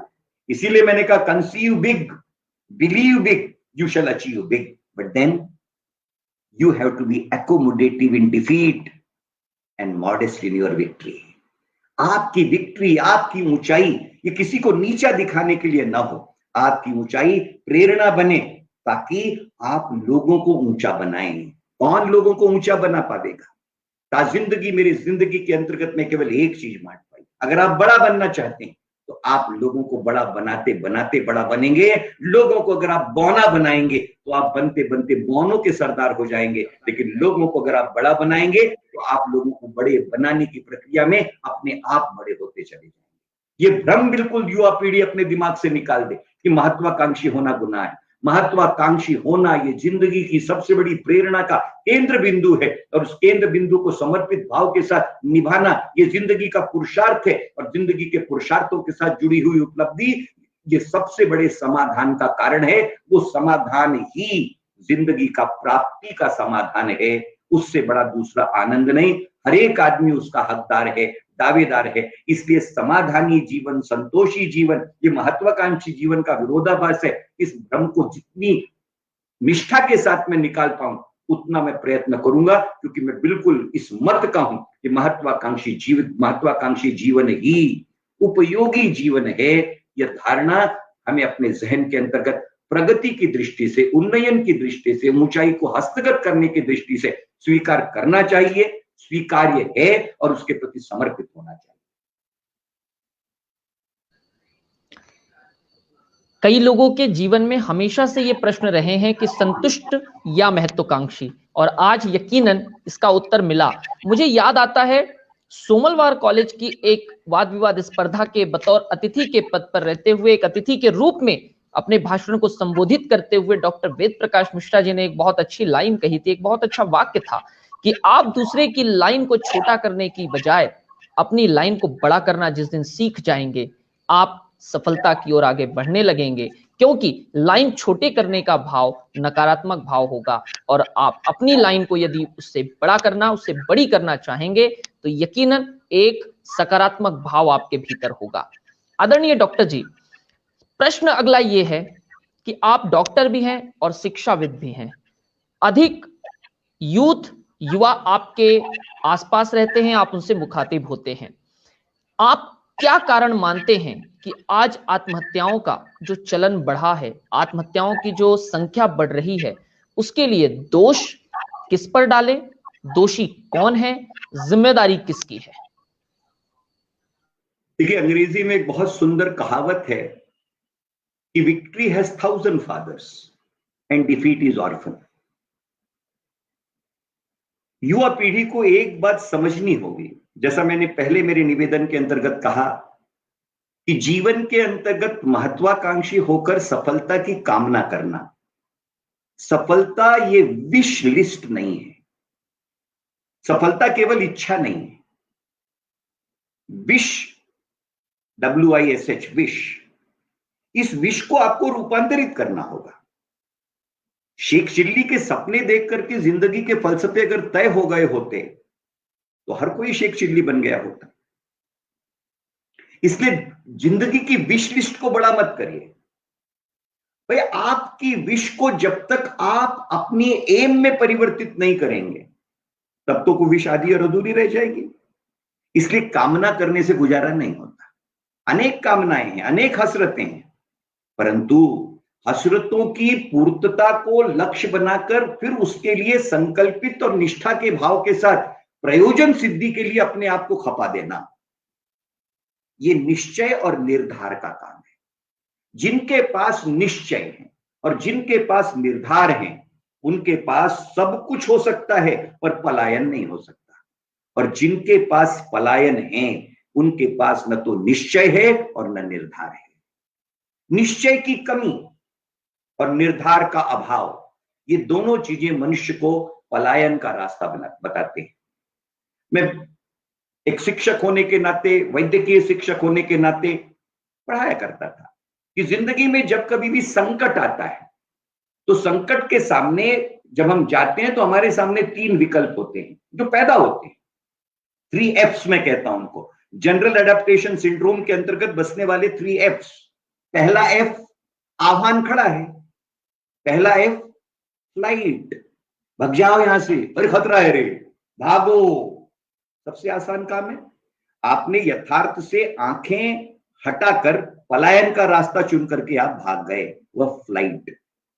दूसरा फ्राइट, डर के मारे कांप रहे, कसो हुई काय हुई, फ्राइट, कोई उत्तर नहीं। तीसरा फाइट, हेडलॉन्ग। आप मुझे बताइए, जिसके पास फाइट करने का निर्धार और निश्चय है, उसकी जिंदगी में डर का स्थान है। और अगर डर का स्थान है तो उस घोष वाक्य को आप लीजिए कि डर से मत डरो, क्योंकि डर के आगे जीत है। आपके जमाने में क्या था, बच्चों के जमाने में क्या, मेरे जमाने में तो शोले में एक डायलॉग था, जो डर गया वो मर गया।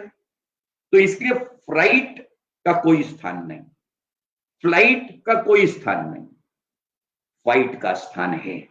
रामेश्वर शुक्ल अंचल इसी जीवन की फाइट के संदर्भ को इतने सुंदर शब्दों में वर्णित करते हैं कि जो अडिग रहता है अड़ा तूफान में बरसात में, वही तारा टूट जाता है शरद की रात में। मुक्त जीवन की प्रकृति भी द्वंद्व में, संघात में, फूल कांटों में खिला था, सेज पर मुरझा गया।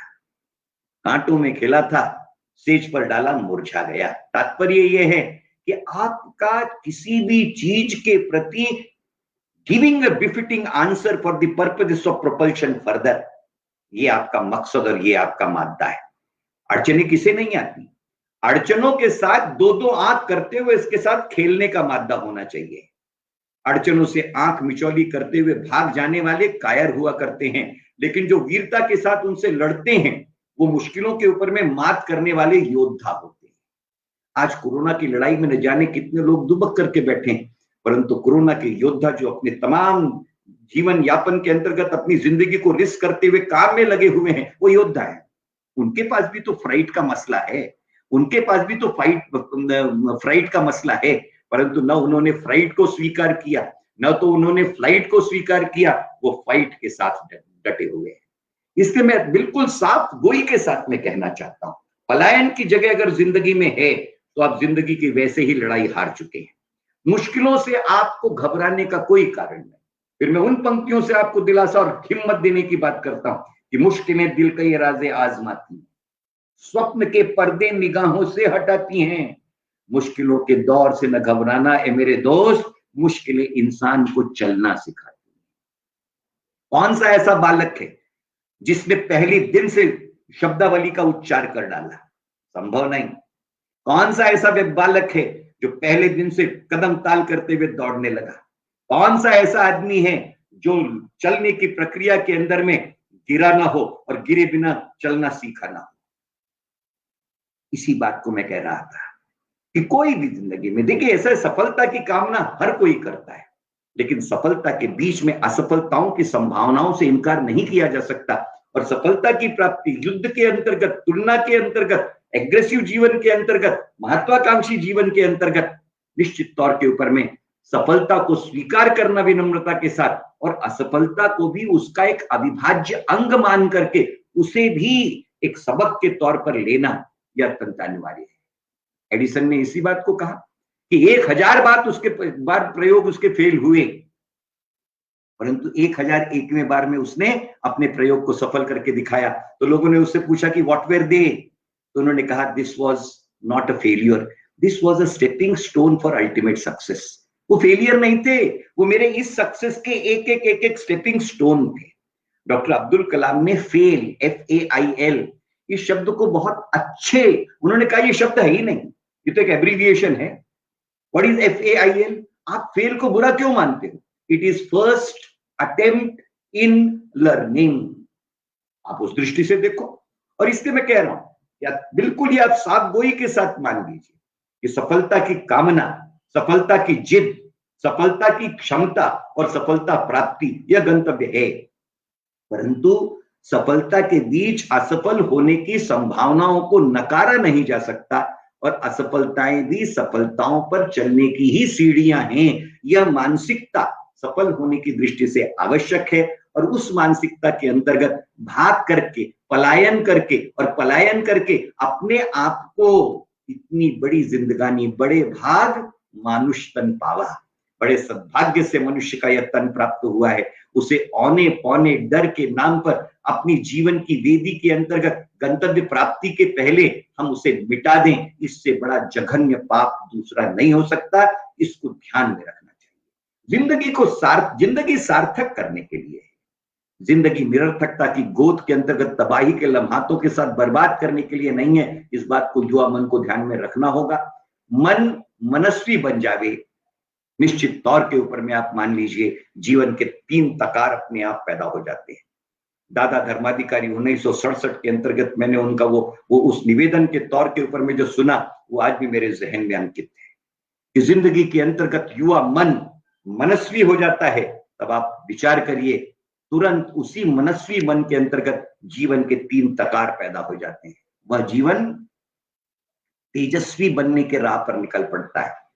वह तेजस्वी जीवन तपस्विता की डगर को स्वीकार कर लेता है, और वह दोनों तेजस्वी और तेजस्विता और तपस्विता के लिए तत्पर हो जाता है। इसलिए जीवन के 3 तकार हैं, तेजस्विता, तपस्विता और तत्परता, विश्वास मानिए, जब इस त्रिवेणी के अंतर्गत जीवन नहाने के लिए व्याकुल हो जाता है, तब उसके अंतर्गत केवल आत्म सुरक्षा और आत्म उन्नयन होता है। उसमें आत्म समर्पण और आत्म विघटन नहीं होता। आत्माहुति तो बहुत दूर की बात है।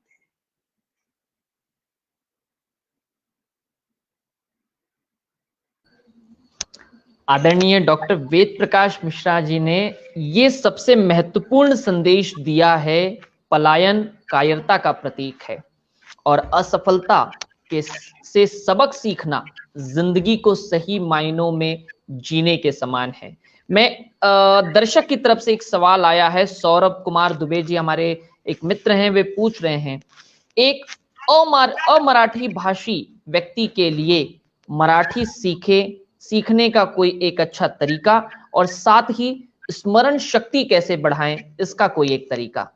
देखिए, भाषा को सीखने के लिए हमें निश्चित तौर पर भाषा का शब्दकोश, भाषा का व्याकरण, भाषा का उच्चार, अगर लिंग्विस्टिक भाषा में मैं कहूं तो जैसे उसके दो हिस्से हैं, एक लिंग्विस्टिक्स का भाग और दूसरा फोनेटिक्स का भाग। अब जैसे मैं आपसे कहूं कि भाई अगर किसी हिंदी भाषी को मराठी अच्छी भी आती फिर भी उसे लोणचं उसे कहला करके देखिए।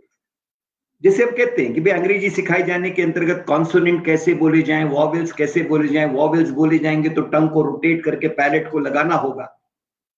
प्रत्येक भाषा के अंतर्गत ये है, परंतु भाषा को समझने के लिए और भाषा को सीखने के लिए एक भाषा का पहले ज्ञान और फिर भाषा के अंतर्गत रीडिंग, ये दोनों अनिवार्य है।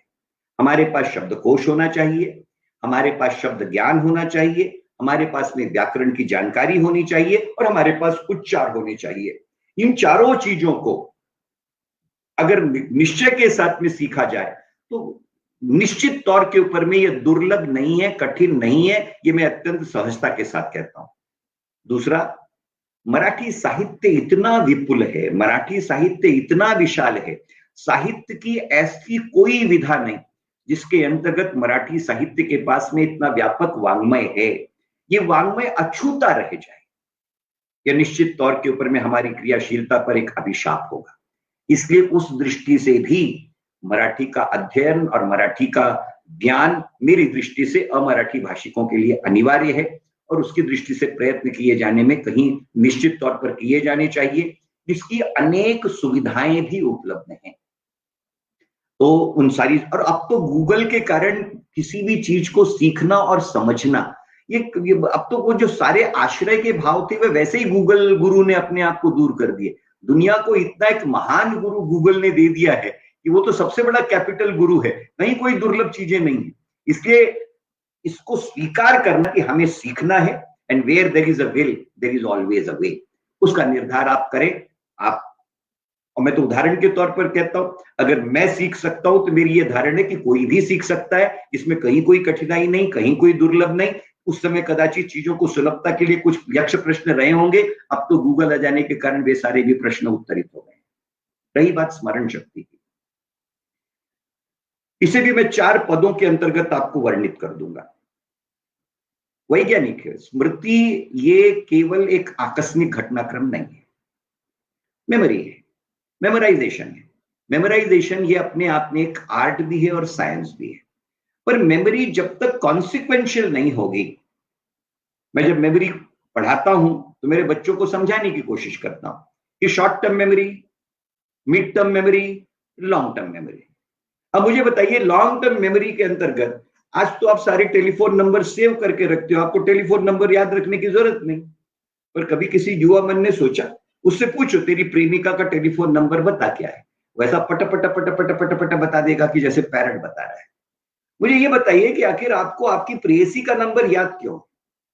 कॉन्सिक्वेंस जुड़ा हुआ है, उस स्मृति पटल के अंतर्गत अंकित हो गया है। उसको मैं कहता हूं ABC theory, activating event when rooted through B, emotional response linked with C, consequence, memory is long term.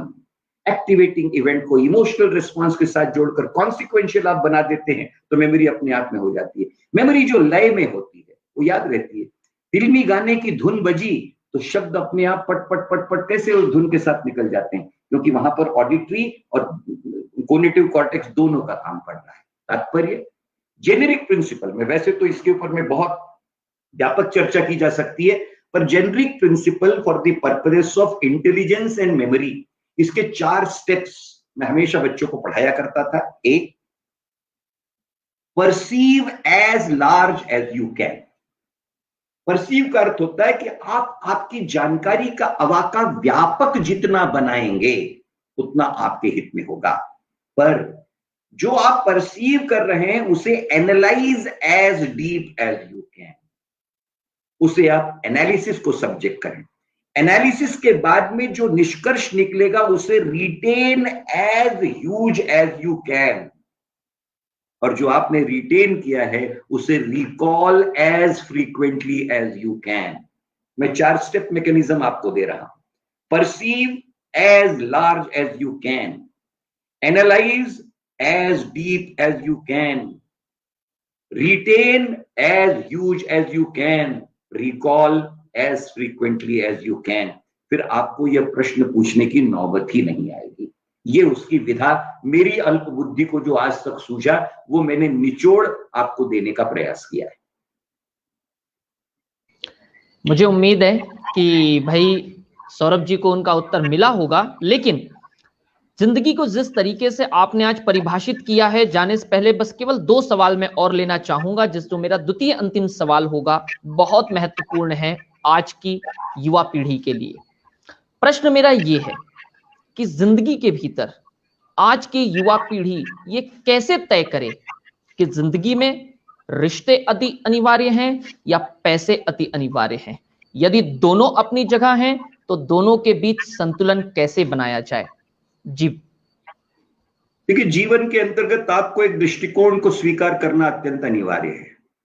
लोग इसे दार्शनिकता मानते हैं, पर मैं साफ गोई के साथ कहना चाहूंगा यह दार्शनिकता नहीं है। जिंदगी केवल अगर बाजार के साथ चल गई होती तो उसे परिवार की जरूरत ना होती, और जिंदगी केवल अगर परिवार के साथ निभ गई होती तो उसे बाजार की आवश्यकता ना हुई होती। जिंदगी में दोनों जरूरी हैं, दोनों अपनी अपनी जगह औचित्य के साथ खड़े हैं, दोनों भी आपके लिए अत्यावश्यक हैं, परंतु दोनों अलग अलग प्रिंसिपल्स पर चलते हैं। सोशियोलॉजी के शब्दों की थियरी के अंतर्गत अगर मैं कहना चाहूं तो बाजार और परिवार, ये दोनों भी व्यक्तिगत और सामाजिक जीवन की अनिवार्यता है। व्यक्तिगत जीवन परिवार के बिना भी अधूरा है और व्यक्तिगत जीवन बाजार के बिना भी पूरा नहीं हो सकता। परंतु बाजार अलग नियमों के सहारे चलते हैं और परिवार को बाजारू नियमों से नहीं चलाया जा सकता। मार्केट, बाजार, it operates on the principle of utility. आप बाजार में जाएं और ये कहें कि मैं खरीदार के रूप में 1 किलो आलू खरीदना चाहता हूं, और 1 किलो आलू खरीदने के बाद में आप कहें कि इसके एवज में मैं तुझे प्यार भरा दिल देना चाहता हूं, वो आपको 2 रैपट मार के भगा देगा। बाजार, समझ लीजिए, दिल के सहारे नहीं चलता, बाजार बिल के सहारे चलता है। इसलिए बाजार में दिल मत चलाइएगा, बाजार में बिल चलेगा, परंतु परिवार में बिल मत चलाइएगा, परिवार में दिल चलेगा। तो दिल और बिल, इन दोनों वस्तु स्थितियों का बैलेंस, इन्हीं को अगर मैं दार्शनिकता की दृष्टि से देखूं कि आप बाजार में कंसेप्ट ऑफ यूटिलिटी के साथ ट्रांसफर होगा, परिवार में वही कंसेप्ट ऑफ यूटिलिटी फ्यूटिलिटी में रूपांतरित हो जाता है।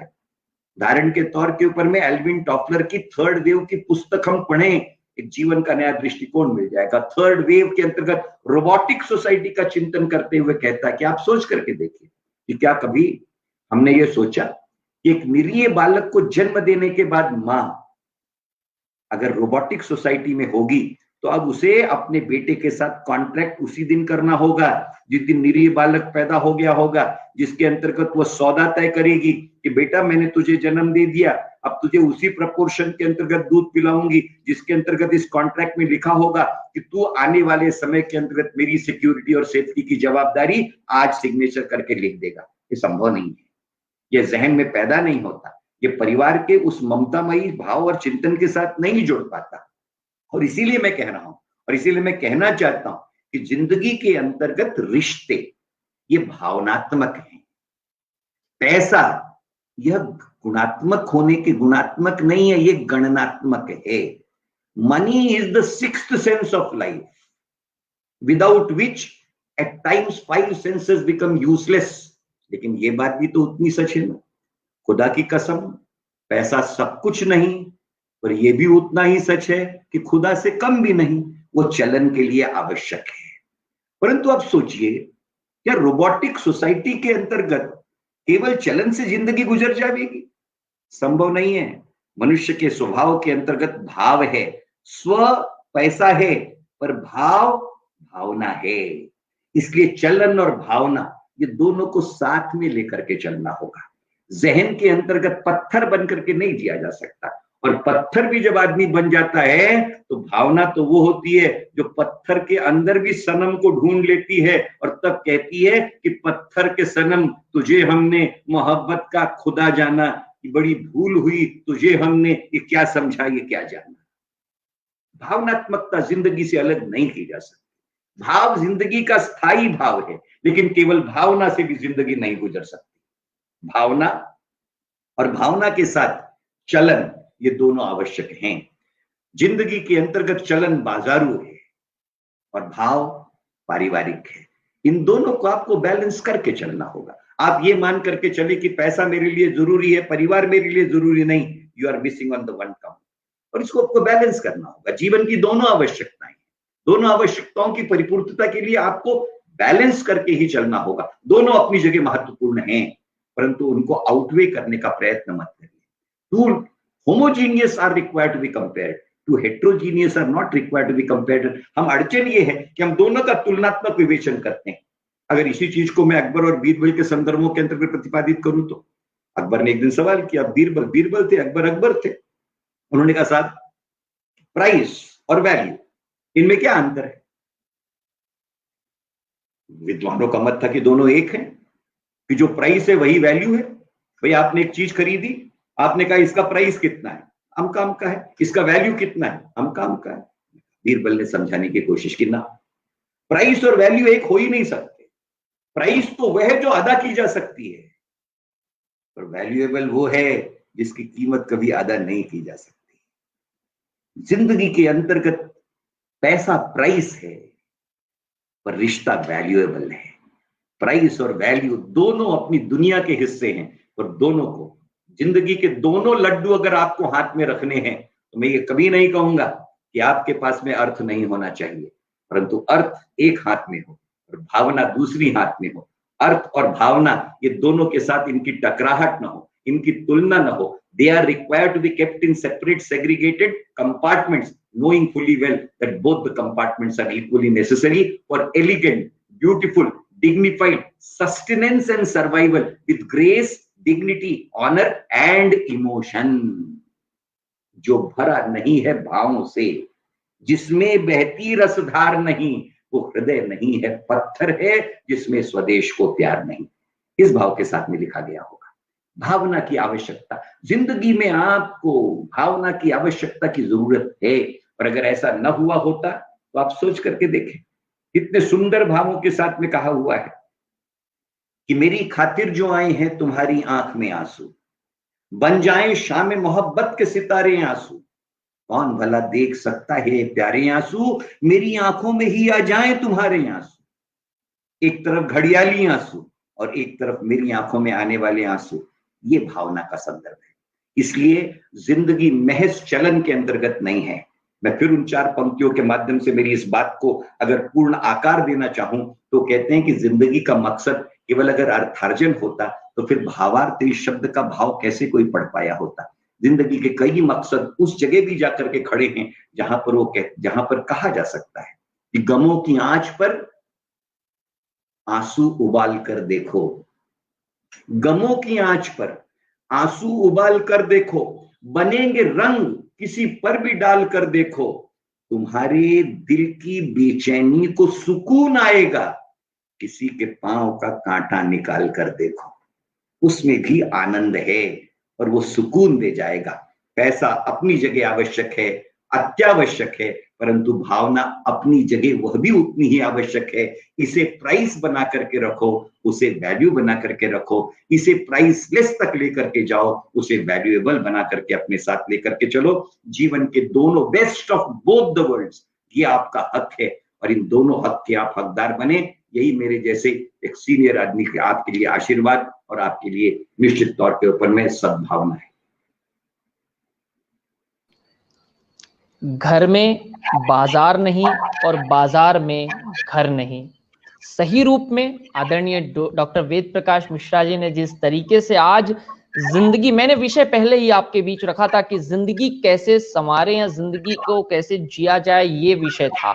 मैं चाहता तो मैं भविष्य रख सकता था, भविष्य लेकिन करियर ओरिएंटेड हो सकता था, लेकिन जिंदगी चारों तरफ से जहां संवार की जरूरत होती है, जहां निखार की जरूरत होती है, मुझे लगता था कि वहां डॉक्टर वेद प्रकाश मिश्रा जी की अति आवश्यकता है और उस आवश्यकता को आज आपने पूरा किया। आदरणीय डॉक्टर वेद प्रकाश मिश्रा जी, मेरा अंतिम सवाल है और सवाल, दो सवालों को मैं एक साथ जोड़ रहा हूं।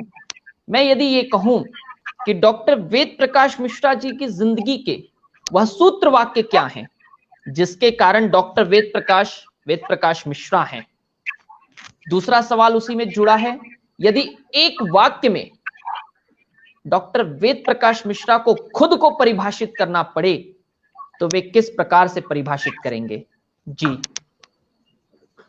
देखिए, ये कह पाना कि मूल सूत्र में क्या कहूं सरल नहीं है, परंतु फिर भी किसी भी आकलन का जब तक निचोड़ नहीं होगा तब तक आपके स्वयं के लिए वो कई बार कदाचित एक अनुत्तरित प्रश्न के रूप में रह सकती है। इसलिए निश्चित तौर पर अगर आप मुझसे एक सूत्र के रूप में पूछें तो मैं यही कहना चाहूंगा, जिस चीज को मैंने स्वीकार किया एक सोच के रूप में, और वह सोच आकस्मिक नहीं है। मैं उस सोच के तहत केवल उन दो घोष वाक्यों की तरफ आपका ध्यान आकर्षित करना चाहूंगा जिन्हें लेकर के मैं ये निचोड़ मेरी जिंदगी के जो अनुभव है उनसे ये कह पाने की स्थिति में हूं। एक घोष वाक्य मैंने पढ़ा था जो आज भी मेरे हृदय पर अंकित है, मैं उसे कोट कर रहा हूं। Quote, you see things and ask why. आप चीजों को देखते हैं और पूछते हैं कि क्यों। आई dream things and ask why not. मैं सपने देखता हूं और पूछता हूं कि क्यों नहीं। मित्रों, बस this is what I am wanting to hint. जिंदगी के अंतर्गत चीजें जो दिख रही हैं उससे भी अलहदा हैं, जिनके बारे में अपने सपनों के अंतर्गत उनकी कामना की है और उन्हें वाई नॉट की परिधि में बांधकर दूसरे सूत्र की ओर आपको लेकर के खड़ा हो रहा हूं। आई dream things and ask why not, but what is the answer of this why not? The answer of this why not, इस व्हाई नॉट का उत्तर कहां है? इस व्हाई नॉट का भी उत्तर मैं आपको देने का प्रयास कर रहा हूं। इस व्हाई नॉट के अंतर्गत दूसरे संदर्भ का या दूसरे सूत्र का जो चिंतन है वो ये, उस छोटे से घटनाक्रम को मैं याद दिला करके करना चाहूंगा कि प्रश्न खड़ा है, चैलेंज खड़ा है और चैलेंज के सामने हमें और आपको उत्तर देना है और मन में एक विचार है कि कहना है, क्या मैं इसका उत्तर दे पाऊंगा? और जैसे ही मन में विचार आया कि कहना है, उसके सामने प्रश्नार्थक चिन्ह लग गया। सूत्र में आपसे यह निवेदित करना चाह रहा हूं कि प्रश्न के उत्तर के लिए अपने मन के सामने कैन आए, कि अगर इस प्रश्नार्थक चिन्ह को हटाना चाहते हो तो इसे कैन आए की जगह आई कैन कर डालो। प्रश्नार्थक चिन्ह अपने आप हट गया। No can I can and yes I can. आपके ड्रीम कम ट्रू का चिंतन आपको यहां पर अपने आप मिल जाएगा। और तीसरा सूत्र दे रहा हूं, जब तक आप अपने आप के अनोखेपन को पहचान कर, आविष्कृत कर स्वीकार नहीं करेंगे, विश्वास मानिए आप अपने आप को आप में रूपांतरित करने में कहीं ना कहीं कमजोर और कम कुवत नजर आएंगे, जिसका तीसरा सूत्र दे रहा हूं। मित्रों, 18 साल की उम्र जिस दिन भारतीय संविधान के तहत हो जाती है, उस दिन हम जो हस्ताक्षर करते हैं, हम अपने हस्ताक्षर के लिए जवाबदेह हो जाते हैं। You become accountable to your signature. 18 साल की उम्र के बाद में की गई सिग्नेचर आपने कहा कि इसको लेकर के जिम्मेदारी से भागने का रास्ता नहीं होता। हर कोई 18 साल का होगा। 18 साल की उम्र के बाद हर किसी की सिग्नेचर जवाबदेही के साथ बन जाएगी।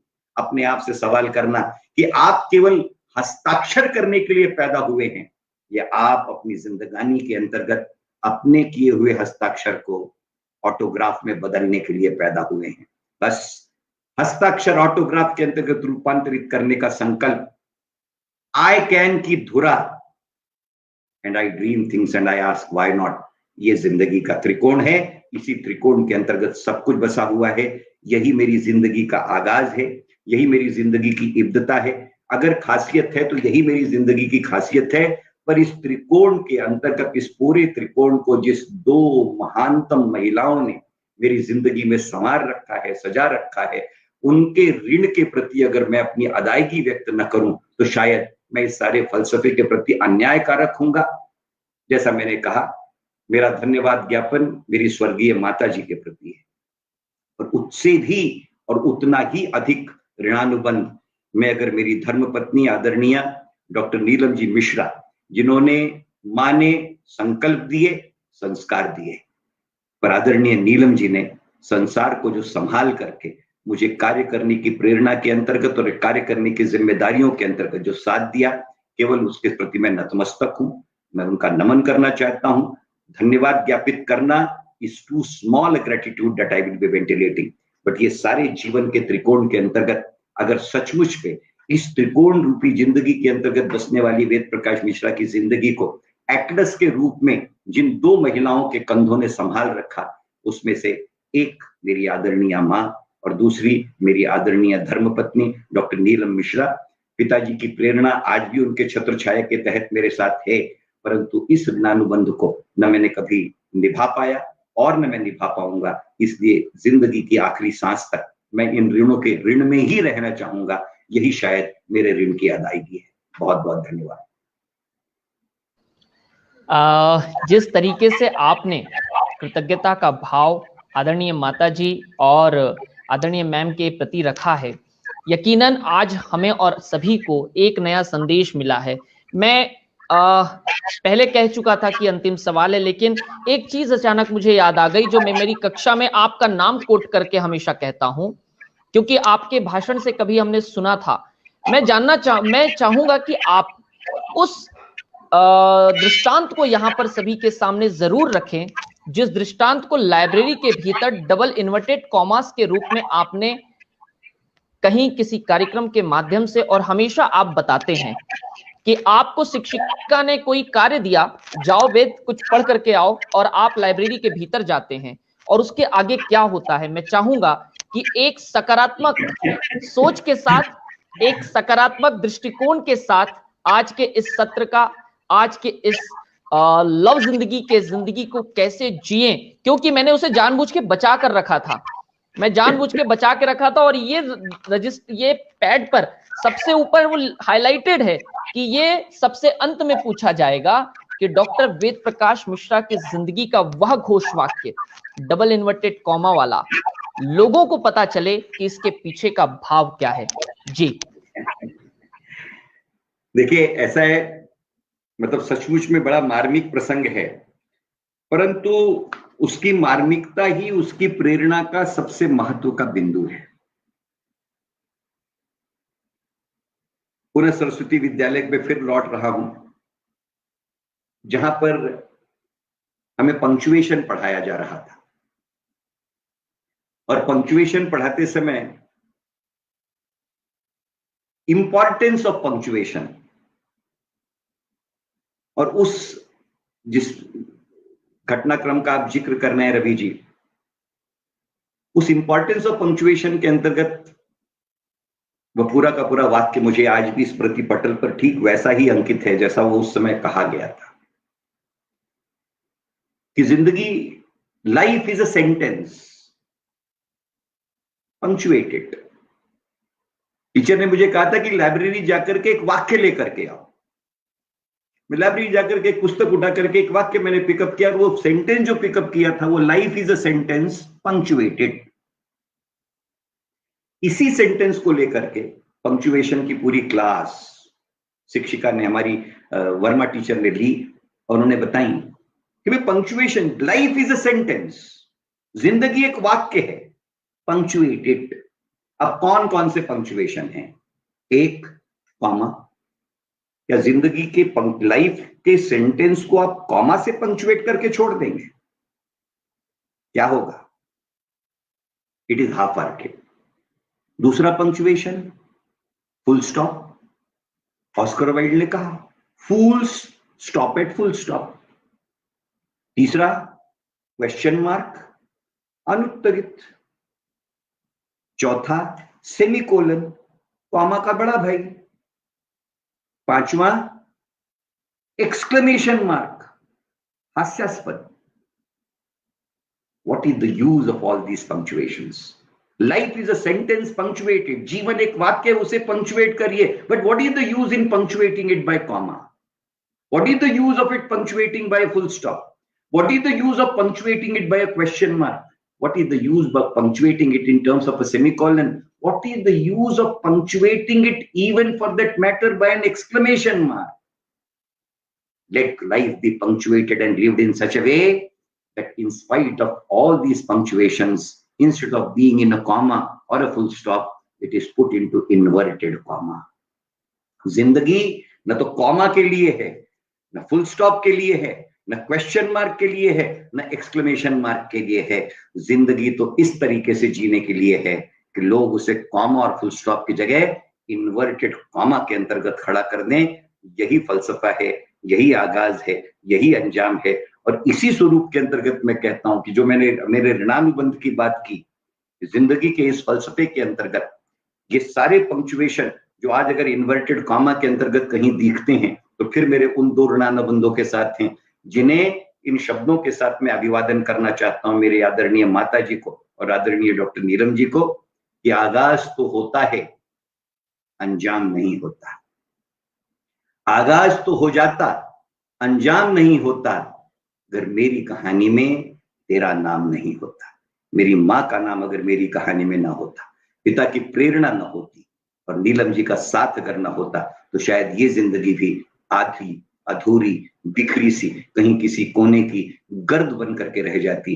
पर अगर ये जिंदगी न गर्द है न सर्द है, तो आप मान करके चलिए ये उसी प्रेरणा की थाती है, ये उसी औदार्य की धरोहर है, ये उसी के प्रति ऋणानुबंधित है और ये उसी ऋण के अंतर्गत रहना चाहती है।